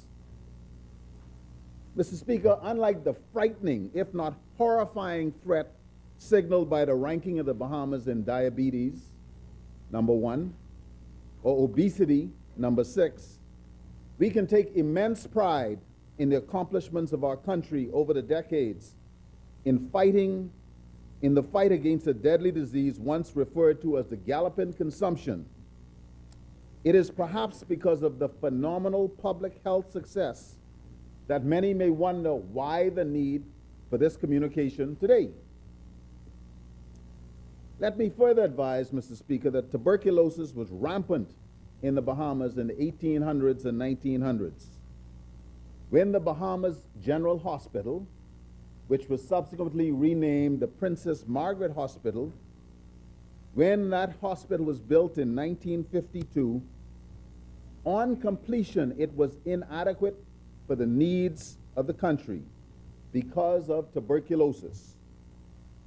By 1961, to deal with the very high prevalence of TB, made worse by poverty and squalor over the hill and in densely populated areas, a new chest wing built at a cost of £450,000 was completed. That wing had 152 beds, most of them for tuberculosis patients. As you drive around the back of Princess Margaret Hospital, headed towards Elizabeth Avenue and the 66 steps, the entire wing that you see on the left, which we now use or call the medical wing, was designed for the fight against tuberculosis. Dr. Richard Corey, a chest physician and surgeon, was recruited from Jamaica, and his efforts and the implementation of an aggressive home nursing surveillance program started the Bahamas on an enviable path and set the benchmark for the public health capability that has served the Bahamas so well. And so, Mr. Speaker, while we lead the world in many diseases, we rank in the lowest third of countries with tuberculosis, and we're getting better. In 2016, we had less than 100 patients diagnosed, and by then we had reported a greater than 40% reduction as compared to 2000. So we have an enviable record, and one that we must maintain and work to improve. Mr. Speaker, we must unite and continue to fight against TB. This is a public health problem that will be solved with a detailed plan. The Ministry of Health will share with you its plan that includes 1, early detection of cases, 2, widespread screening, which includes skin testing for latent and active TB, and I'll explain what that means, 3, appropriate treatment of cases, 4, strategies to manage cases of drug-resistant TB, 5, adequate nutrition and social support, 6, ensuring adequate ventilation in homes, and follow-up with the contacts. Mr. Speaker, we will find all the cases who have the disease, and we will provide them with the needed treatment. We will need the support of the Ministries of Environment and Housing and Works to ensure that homes and businesses have ample ventilation. You see, tuberculosis is spread by air droplets. Therefore, persons living together are at greater risk of exposure to the disease. A single sneeze or cough, Mr. Speaker, can release as many as 40,000 droplets. Any one of those 40,000, if infected, can cause tuberculosis. I have recently returned from Eleuthera, where we have started focused screening of the residents. We have started in Eleuthera because from 2012, the surveillance unit has documented an increase in cases on that island. The tuberculosis germ does not respect persons. It does not discriminate among nationalities, ethnic groups, or the social advantages of people. Further, the germ does not carry a passport, and it doesn't have a visa. It means that we must work to find and eradicate TB among all residents, legal and illegal. For this year, our public health team has successfully treated 2 active cases of TB, and all of the contacts have been evaluated. We are aware, however, of approximately 100 other individuals identified to have been exposed to TB who still require additional testing. Medical history has taught us a lot about TB since the 1820s, and today we are in a better position to identify cases early and to successfully treat early. Mr. Speaker, the germ or bacteria that causes TB can live in our bodies without making us sick. That is called exposure to TB or latent TB. When the TB germ is active, it can cause the disease and it can spread to others. So when that TB germ is active, we may have severe symptoms such as a bad cough and sometimes cough up blood. We can have chest pain and even weight loss. When TB is active, we are more likely to spread the germ to others by singing, coughing, speaking, or spitting. It can also affect our breathing, our energy level, and can make us feel generally unwell. A skin test or Mantoux test would tell if we ever had TB in our bodies. It is performed by injecting a small amount of fluid into the skin with a very small needle. And I want to repeat that, a very small needle. When our skin tests are negative, we do not have the TB germ in our body. We may still need to have more tests done if we've been around anybody who has had active TB. But if we have had no exposure to TB, there will be no redness or swelling on the Mantoux. But if you have been exposed to TB, the test site area will show an area of redness or swelling, and that is called a positive Mantoux. If that Mantoux is positive, you will need a chest x-ray to determine whether we have the disease. And if the chest x-ray shows an infection and the Mantoux is positive, we will receive, or you will receive, treatment for TB. Additional lab tests to confirm TB infection in the lungs is also conducted, and we are required to bring up sputum or cold by coughing. That brings me back to Eleuthera, Mr. Speaker. For the next 2 weeks, our team, in collaboration with health workers from Eleuthera Health Services, will be conducting screening and chest x-rays throughout the entire island of Eleuthera. When they complete the surveillance and screening in Eleuthera, they will move to Exuma, where our public health activity also needs to be strengthened and where we have evidence of cases that need to be followed up. Since 1998, my ministry made a policy to commence what we call DOTS, or Direct Observed Short Course Therapy, which means that a nurse will observe or actually watch as the medicine is taken. This best practice is a recommendation of the WHO, or World Health Organization, and we have documented successes using this approach. Together, we can end TB cases on the islands of Eleuthera and Exuma, and it is important that we all play an important part in this effort.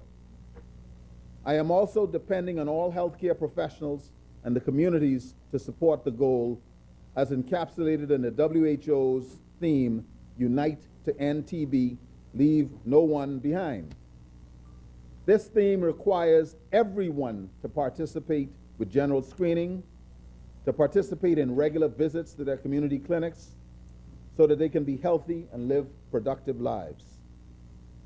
Mr. Speaker, the Ministry of Health's surveillance team will be recommending updated TB screening protocols for all new admissions to our corrections and detention centers. I wish to share with you the concern for appropriate, bona fide, honest sharing of medical results and ongoing collaboration with the immigration authorities.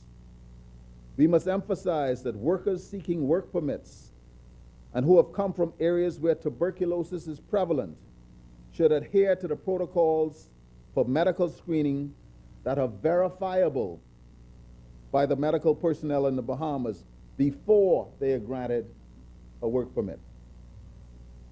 Mr. Speaker, we will also work with the uniformed branches that encounter persons who are interdicted and who are receiving care and treatment. This is the right thing to do. This is why, when we find an active case, we have to investigate all persons living in the surrounding areas for possible exposure to TB or who may have been exposed by virtue of employment or other contact to tuberculosis. For that reason, we will have to look at the screening protocols, particularly at our detention center. Mr. Speaker, I am asking members of this honorable House to join me and to join this government in this effort to eradicate TB in the Commonwealth of the Bahamas. I thank you very much.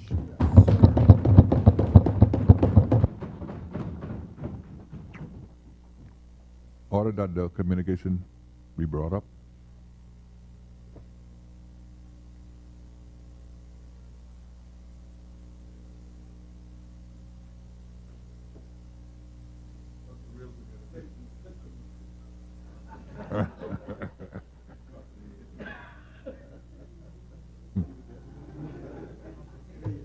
Order that the document do lie on the table.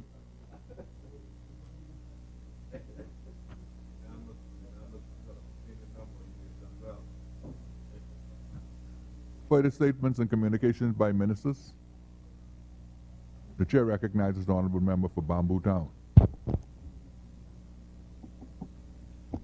Thank you, Mr. Speaker, for your recognition. And while you recognize me, as I am fond of doing in this place, let me recognize El Elyon, God Most High, because the Apostle Paul says, in him we live, move, and have our being. Let me also thank the good people of Bamboo Town who chose to send me back to this place, Mr. Speaker, for a second term. I am most grateful to them. for the confidence they have reposed in me once again. Mr. Speaker, honorable members of this House, today I rise to provide an update on the 5th meeting of the ACP African, Caribbean, and Pacific States Ministers in charge of Fisheries and Aquaculture, which took place in New Providence on the 20th and 21st of September 2017. At the conclave, some 48 of the 80 member states of the ACP were represented. Also participating were 19 international and regional organizations. The ministers of the ACP in their deliberations discussed a number of initiatives and goals. First, they recognized the important role which fisheries and aquaculture play in job creation, ensuring food and nutrition security, livelihoods, and revenue generation in their respective countries. Second, they noted the increased complexity of illegal, unreported, and unregulated IUU fishing, where the activity is linked to other serious criminal activities, inclusive of money laundering, drug trafficking, etc. Third, they noted the current and projected impacts of climate change, ocean acidification, and their impacts on fish stocks and ecosystems, and also on food nutrition and nutrition security, livelihood, and welfare of fishing and aquacultural communities. Fourth, they took note of the successes gained by some member states in relation to the development of that much needed, talked about economic model now called the blue economy.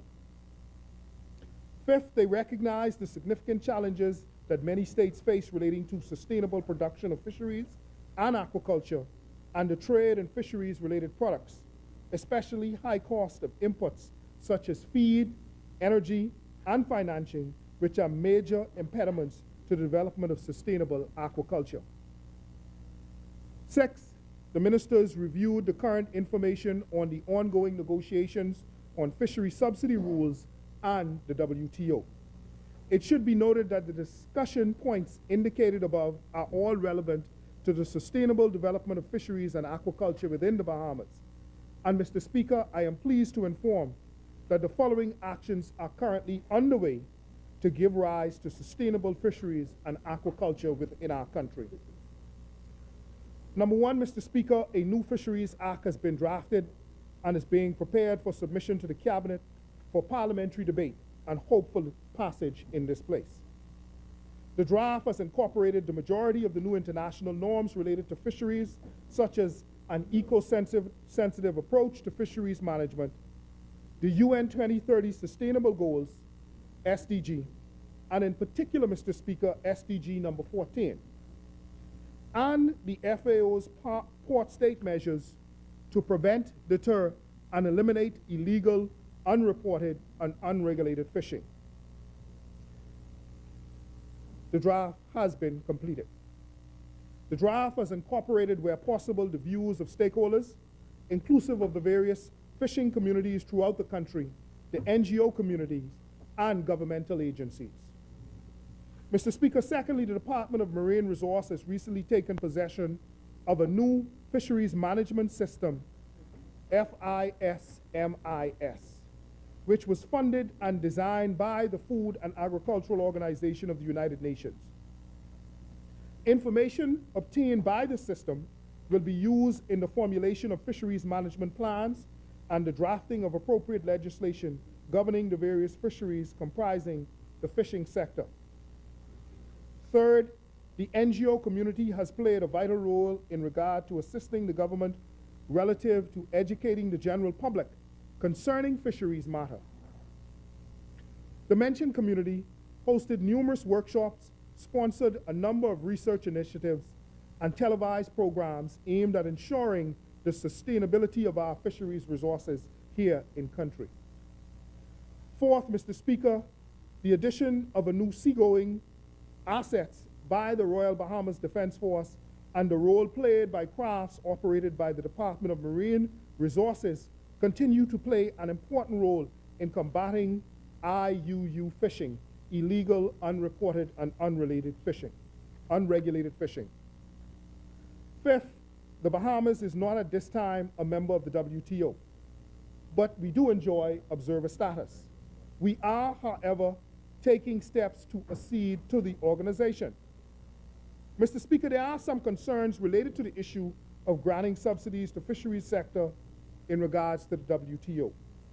Subsidies are required to promote the development of the fishing sector, but the provisions of the WTO negate against the issuance of such subsidies by government because it is viewed as an unfair trade advantage. We're going to have to take a very close look at that issue. Sixth, the Bahamas continue, Mr. Speaker, to meet all of the standards and requirements. As a result, we enjoy access to export the crawfish, spiny lobster into the European Union markets. That is mainly France and Spain. The Department of Marine Reserves has increased its capacity to ensure continued access of products to their current markets and to seek new markets globally. Seventh, Mr. Speaker, efforts are being made to obtain an eco-label for the crawfishing industries and our crawfishing fishery. The obtaining of an eco-label will result in exporters receiving the maximum benefits resulting from the export of the resource. Much effort is being extended by the Department of Marine Resource and the NGO community in this regard. Mr. Speaker, I wish to speak briefly on aquaculture. Mr. Speaker, currently it is responsible for providing half of all of the fish that is consumed globally. Further, the development of aquaculture sector minimizes the pressure on captured fisheries sector, where it is known that many species are either fully exploited or overexploited. The sector, Mr. Speaker, is expected to exhibit much growth here in the Bahamas and globally. And Mr. Speaker, in the Bahamian context, we have decided that one, the government has earmarked on the development of aquaculture as a plank, and it was laid out in the Free National Movement's manifesto. Two, the recently concluded FAO TCP program has created a 5-year development policy and plan for the development of aquaculture. The policy and plan has been presented to the government for its consideration. Third, Mr. Speaker, aquaculture enterprises are not new to the Bahamas, but due to high cost and natural disaster, the commercial aquaculture sector, with the exception of a small ranching sector involving crawfish and other species being carried out by tropical seafoods, no longer exist. It is important to note that a number of experimental aquaponics facilities are now in operation in country. And again, Mr. Speaker, my ministry seeks to expand this sector exponentially. And Lord willing, Mr. Speaker, we will do so. Mr. Speaker, as I conclude my communication on this area, I wish to advise honorable members that during the meeting of the ACP ministers, the delegates were accorded an opportunity to tour the facilities of Tropic Seafood, the leading processing exporting facility in the country. They also explored the Department of Marine Resource, Food and Safety Laboratory, and the reviews were quite impressive, Mr. Speaker. The reviews expressed by a number of delegates indicated that they were quite impressed by the state of the development and the capacities exhibited by both entities. Mr. Speaker, I thank you.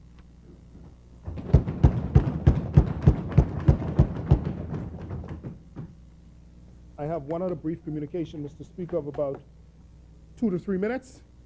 Order that the document, the communication be brought up.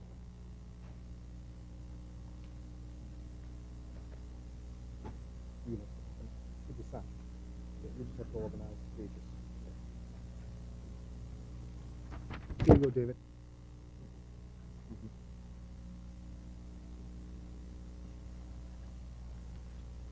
Order that the communication do lie on the table. Further communication and statements by Minister. Yes, Mr. Speaker, I am pleased to inform this honorable House of another initiative in my ministry, and that is we've embarked on plans to bring backyard farming and community farming to fruition in this country in a very meaningful way.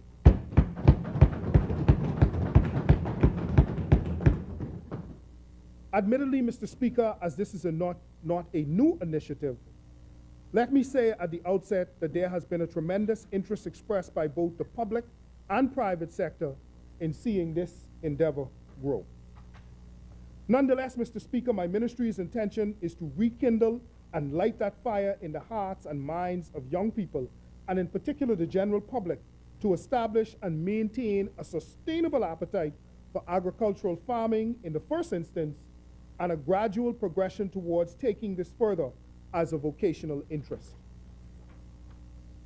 Mr. Speaker, my ministry is now working diligently with the following entities in promoting backyard farming.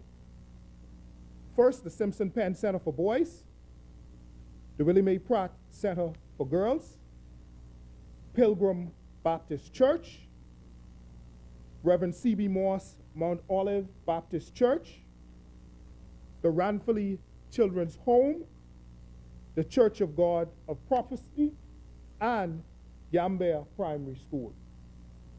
Mr. Speaker, we hope to spread this program to the inner city communities as the Bain and Grantstown Center, located Quaco Street, has expressed an interest to involving neighboring streets within a 4-block radius headed north and south of Quaco Street as a part of the backyard farming initiative.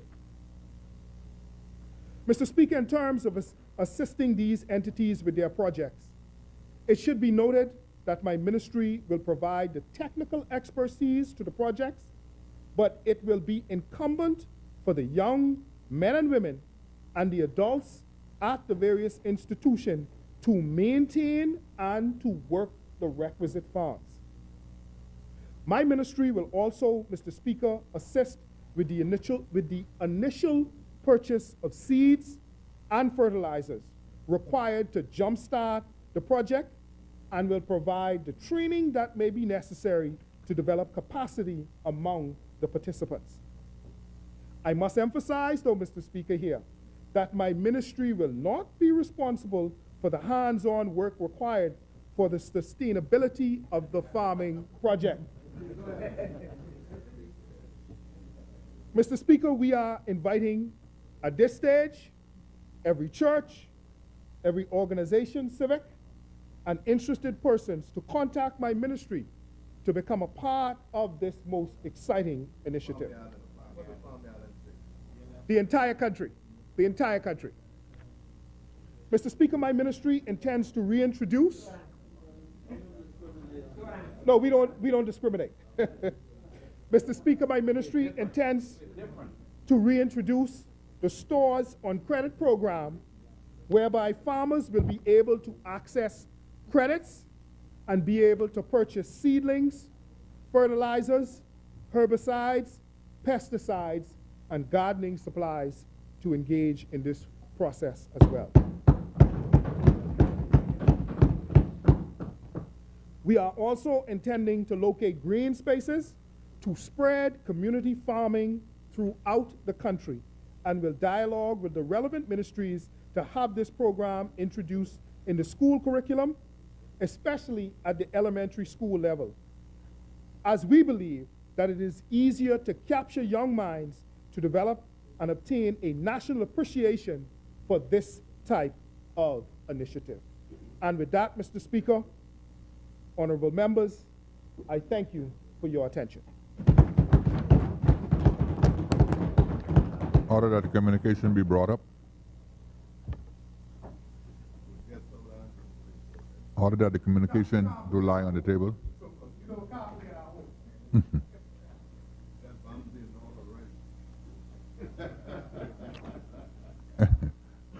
Further statements and communication by ministers. The chair recognizes the honorable member for Kalani.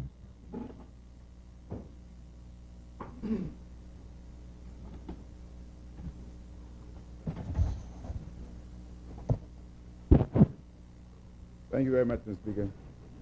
Mr. Speaker, before I start my brief communication, I only want to inform others that there are a lot of fake news circulating in social media, and they should be very careful.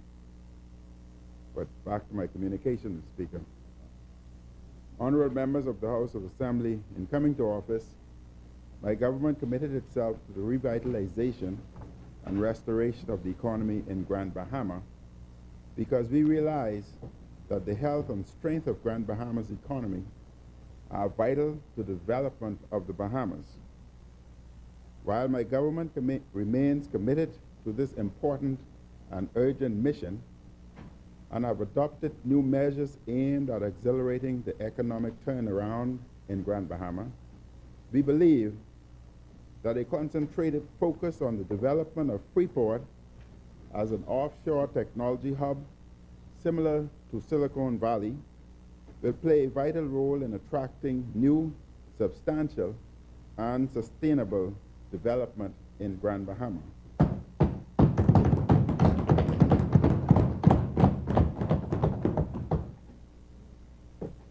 Mr. Speaker, because my government understands that a vibrant and innovative technology sector is fundamental to the growth of our economy, my ministry last week staged the Grand Bahama Technology Summit and invited industry stakeholders, both locally and internationally, to engage in dialogue aimed at assisting my government in shaping policies for the development of an emerging technology industry within Grand Bahama specifically, and by extension, the entire Bahamas.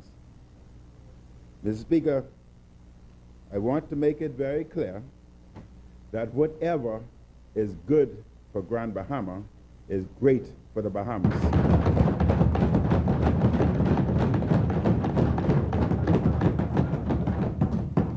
Andrew's coming. We don't discriminate. We don't discriminate. People's government. Mr. Speaker, I am pleased that the successful Technology Summit was attended by over 500 persons, including parliamentary colleagues, local and international industry executives, startup and existing business owners, high school students, and young entrepreneurs. I believe that this important initiative has begun the important process of demonstrating that my government is fully committed to promoting the technology industry and showcasing Grand Bahama as the emerging gateway for innovation and technology.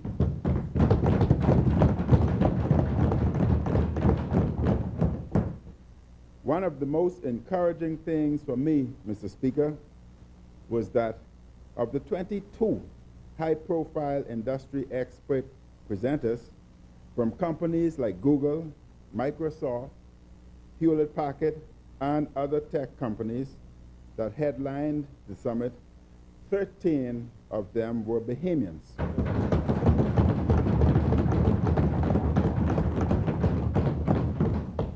Including Dr. Catherine Higgs, Mr. Laron Burrows, Kimberly King Burrows, who are all working in Silicon Valley. In Grand Bahama.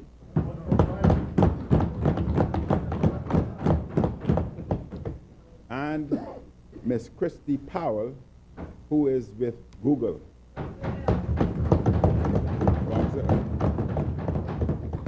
Mr. Speaker, I am advised that one of the young presenters, Mr. Shadon Delaveau, a global business recruiter from Google, unveiled his Bahamian heritage and spoke about his family roots and grandmother from the great island of Andros.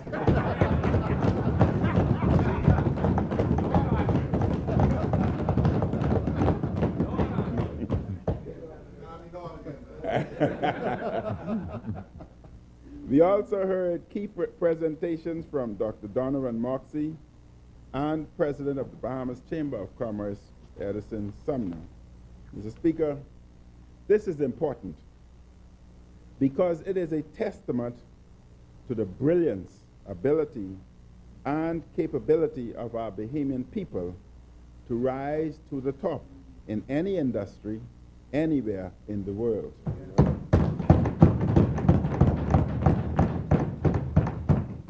This also speaks to the fact that my government is on the right track in its efforts to uncap our human resources and unleash the potential ingenuity of the Bahamian entrepreneur to stimulate, expand, and sustain our economy in going forward. Mr. Speaker, because my government, just like every other government around the world, recognizes that no single entity has all the answers for the challenges we face as nations, we have committed ourselves to utilizing a collaborative approach with industry partners, stakeholders, and others to surface the best ideas connected with the best practices and most innovative approaches for developing the technology industry within this nation. During this technology summit, Mr. Speaker, the focus was to gain critical insight from local and international key industry stakeholders and to highlight discussions on subject matters including, but not limited to, establishment of the technology industry as a third pillar of the economy.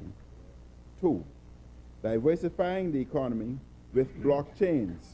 3, developing Grand Bahama into a tech hub through logistics, infrastructure, and policy.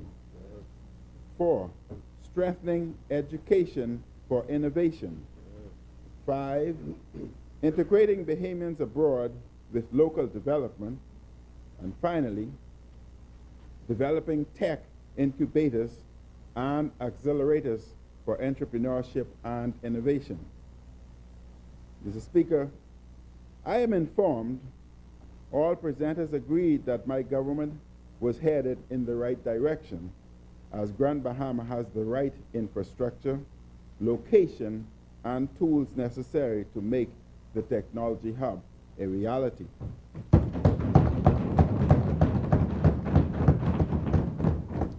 Mr. Speaker, my government has also been focused on developing the local technology industry by assisting young tech entrepreneurs with grant funding.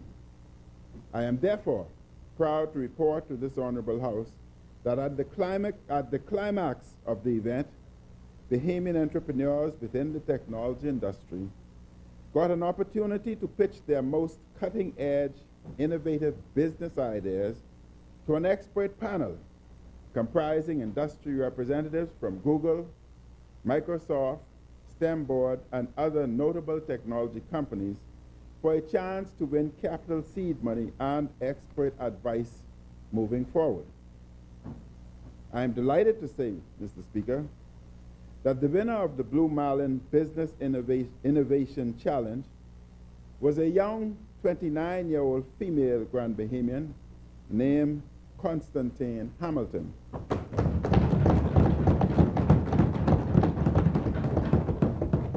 Her company, Proceedings AG Tech, offered one of the most advanced plans in agricultural technology.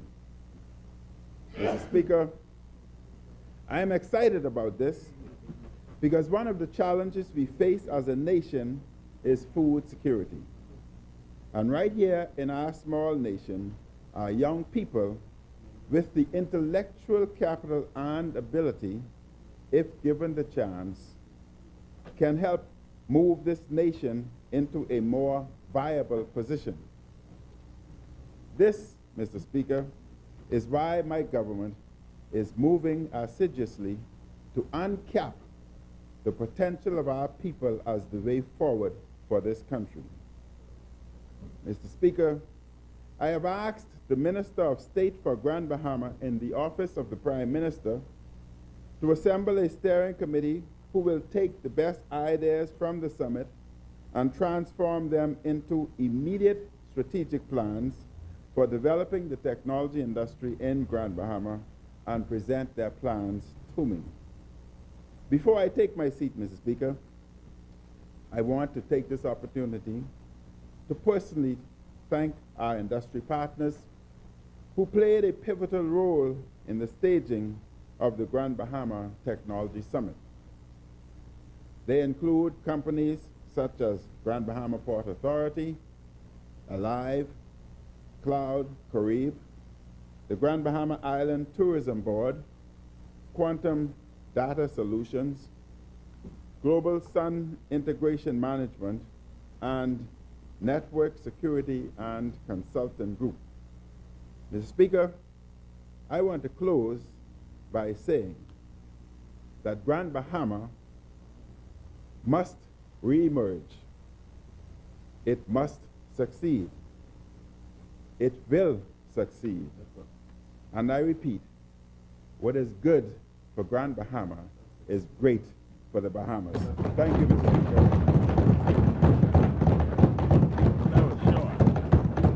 Order that the communication be brought up.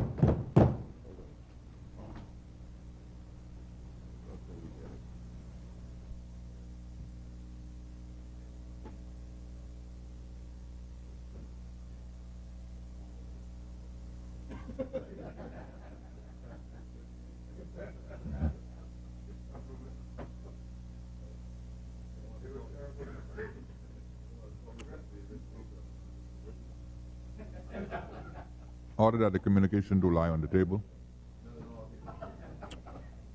Further statements and communication by ministers? None.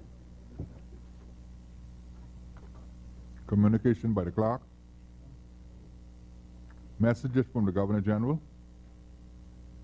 Messages from the Senate? Motions for leave of absence, leave to resign seat, and new writ? You're right. Presentation of petition?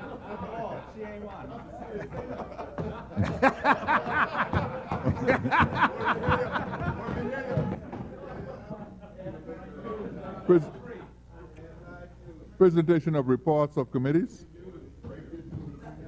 Adoption of reports of committees? First reading of bills? The chair recognizes the honorable member for East Grand Bahama.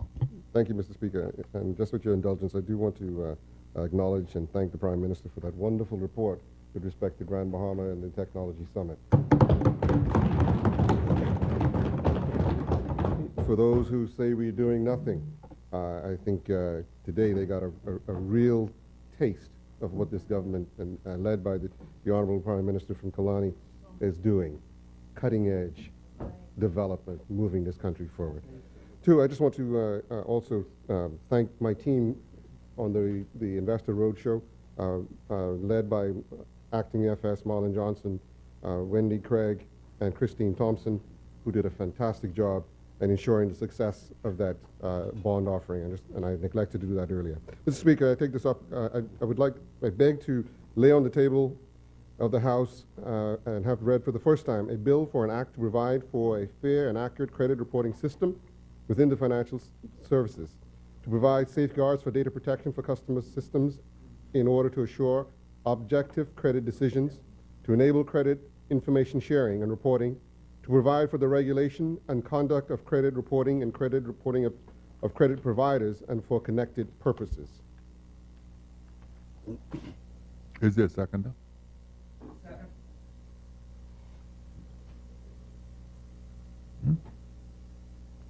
Order that the bills be brought up.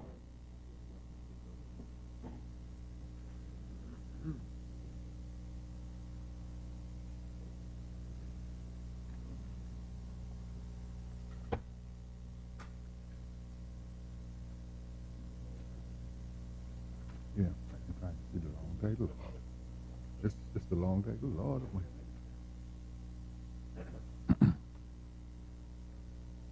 It has been moved and seconded that the following bill be introduced and read for the first time. A bill for an act to provide for a fair and accurate credit reporting system within the financial system in order to assure objective credit decisions to enable credit information sharing and reporting, to provide for the regulation of the conduct of credit reporting and credit reporting services, to provide safeguards for data protection for customers of credit providers, and for connected matters. As many as are in favor, remain seated. Contrary will rise. Order that the bill be read for the first time. A bill for an act to provide for a fair and accurate credit reporting system within the financial system in order to assure objective credit decisions, to enable credit information sharing and reporting, to provide for the regulation of the conduct of credit reporting and credit reporting services, to provide safeguard for data protection for customers of credit providers and for connected matters. For the first reading of bills, Chair recognizes the Honorable Member for East Grand Bahama. Thank you, Mr. Speaker. Mr. Speaker, I rise to beg leave to introduce and have read for the first time a bill for an act to amend the Automatic Exchange of Financial Account Information Act to strengthen compliance and enforcement with respect to the common reporting standards, to reflect the Bahamas' adoption of the multilateral approach to the automatic exchange of financial information, to facilitate the Bahamas' accession to and compliance with the Multilateral Convention on mutual administrative assistance in tax matters and for connected matters. Is there a seconder? Second. Order that the bill be brought up.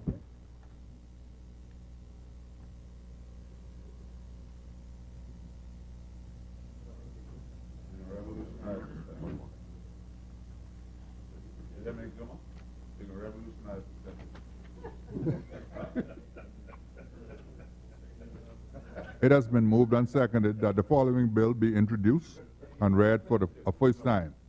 A bill for an act to amend the Automatic Exchange of Financial Accounting Information Act to strengthen compliance and enforcement with respect to the common reporting standards, to reflect the Bahamas' adoption of the multilateral approach to the automatic exchange of financial account information, to facilitate the Bahamas' accession to and compliance with the Multilateral Convention on the Mutual Administrative Assistance in Tax Matters and for Connected Matters.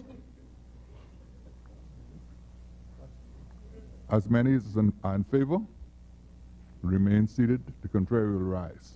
Order that the bill be read for the first time.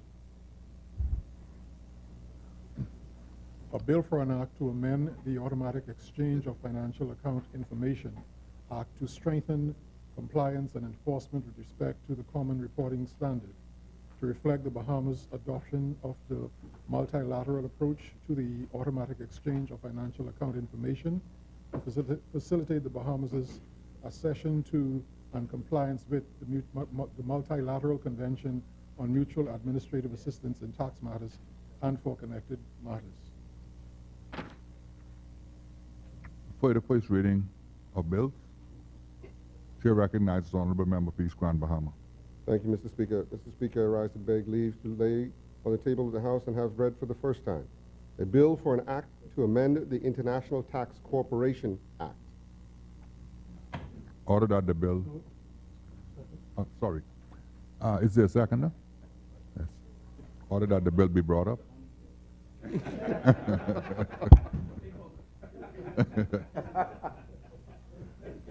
Oh, bless It has been moved and seconded that the following bill be introduced and read for the first time.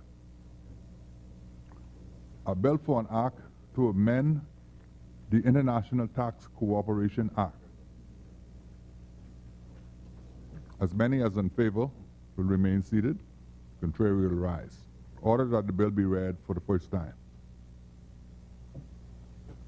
A bill for an act to amend the International Tax Cooperation Act. For the first reading of bills, Chair recognizes the Honorable Member for Bamboo Town. There are none, Mr. Speaker.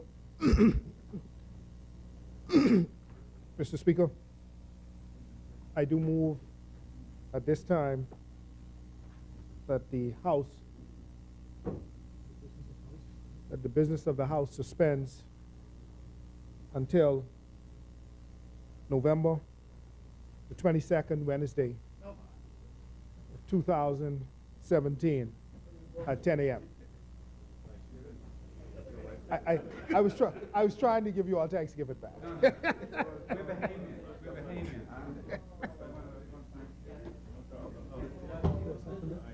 Is there a seconder?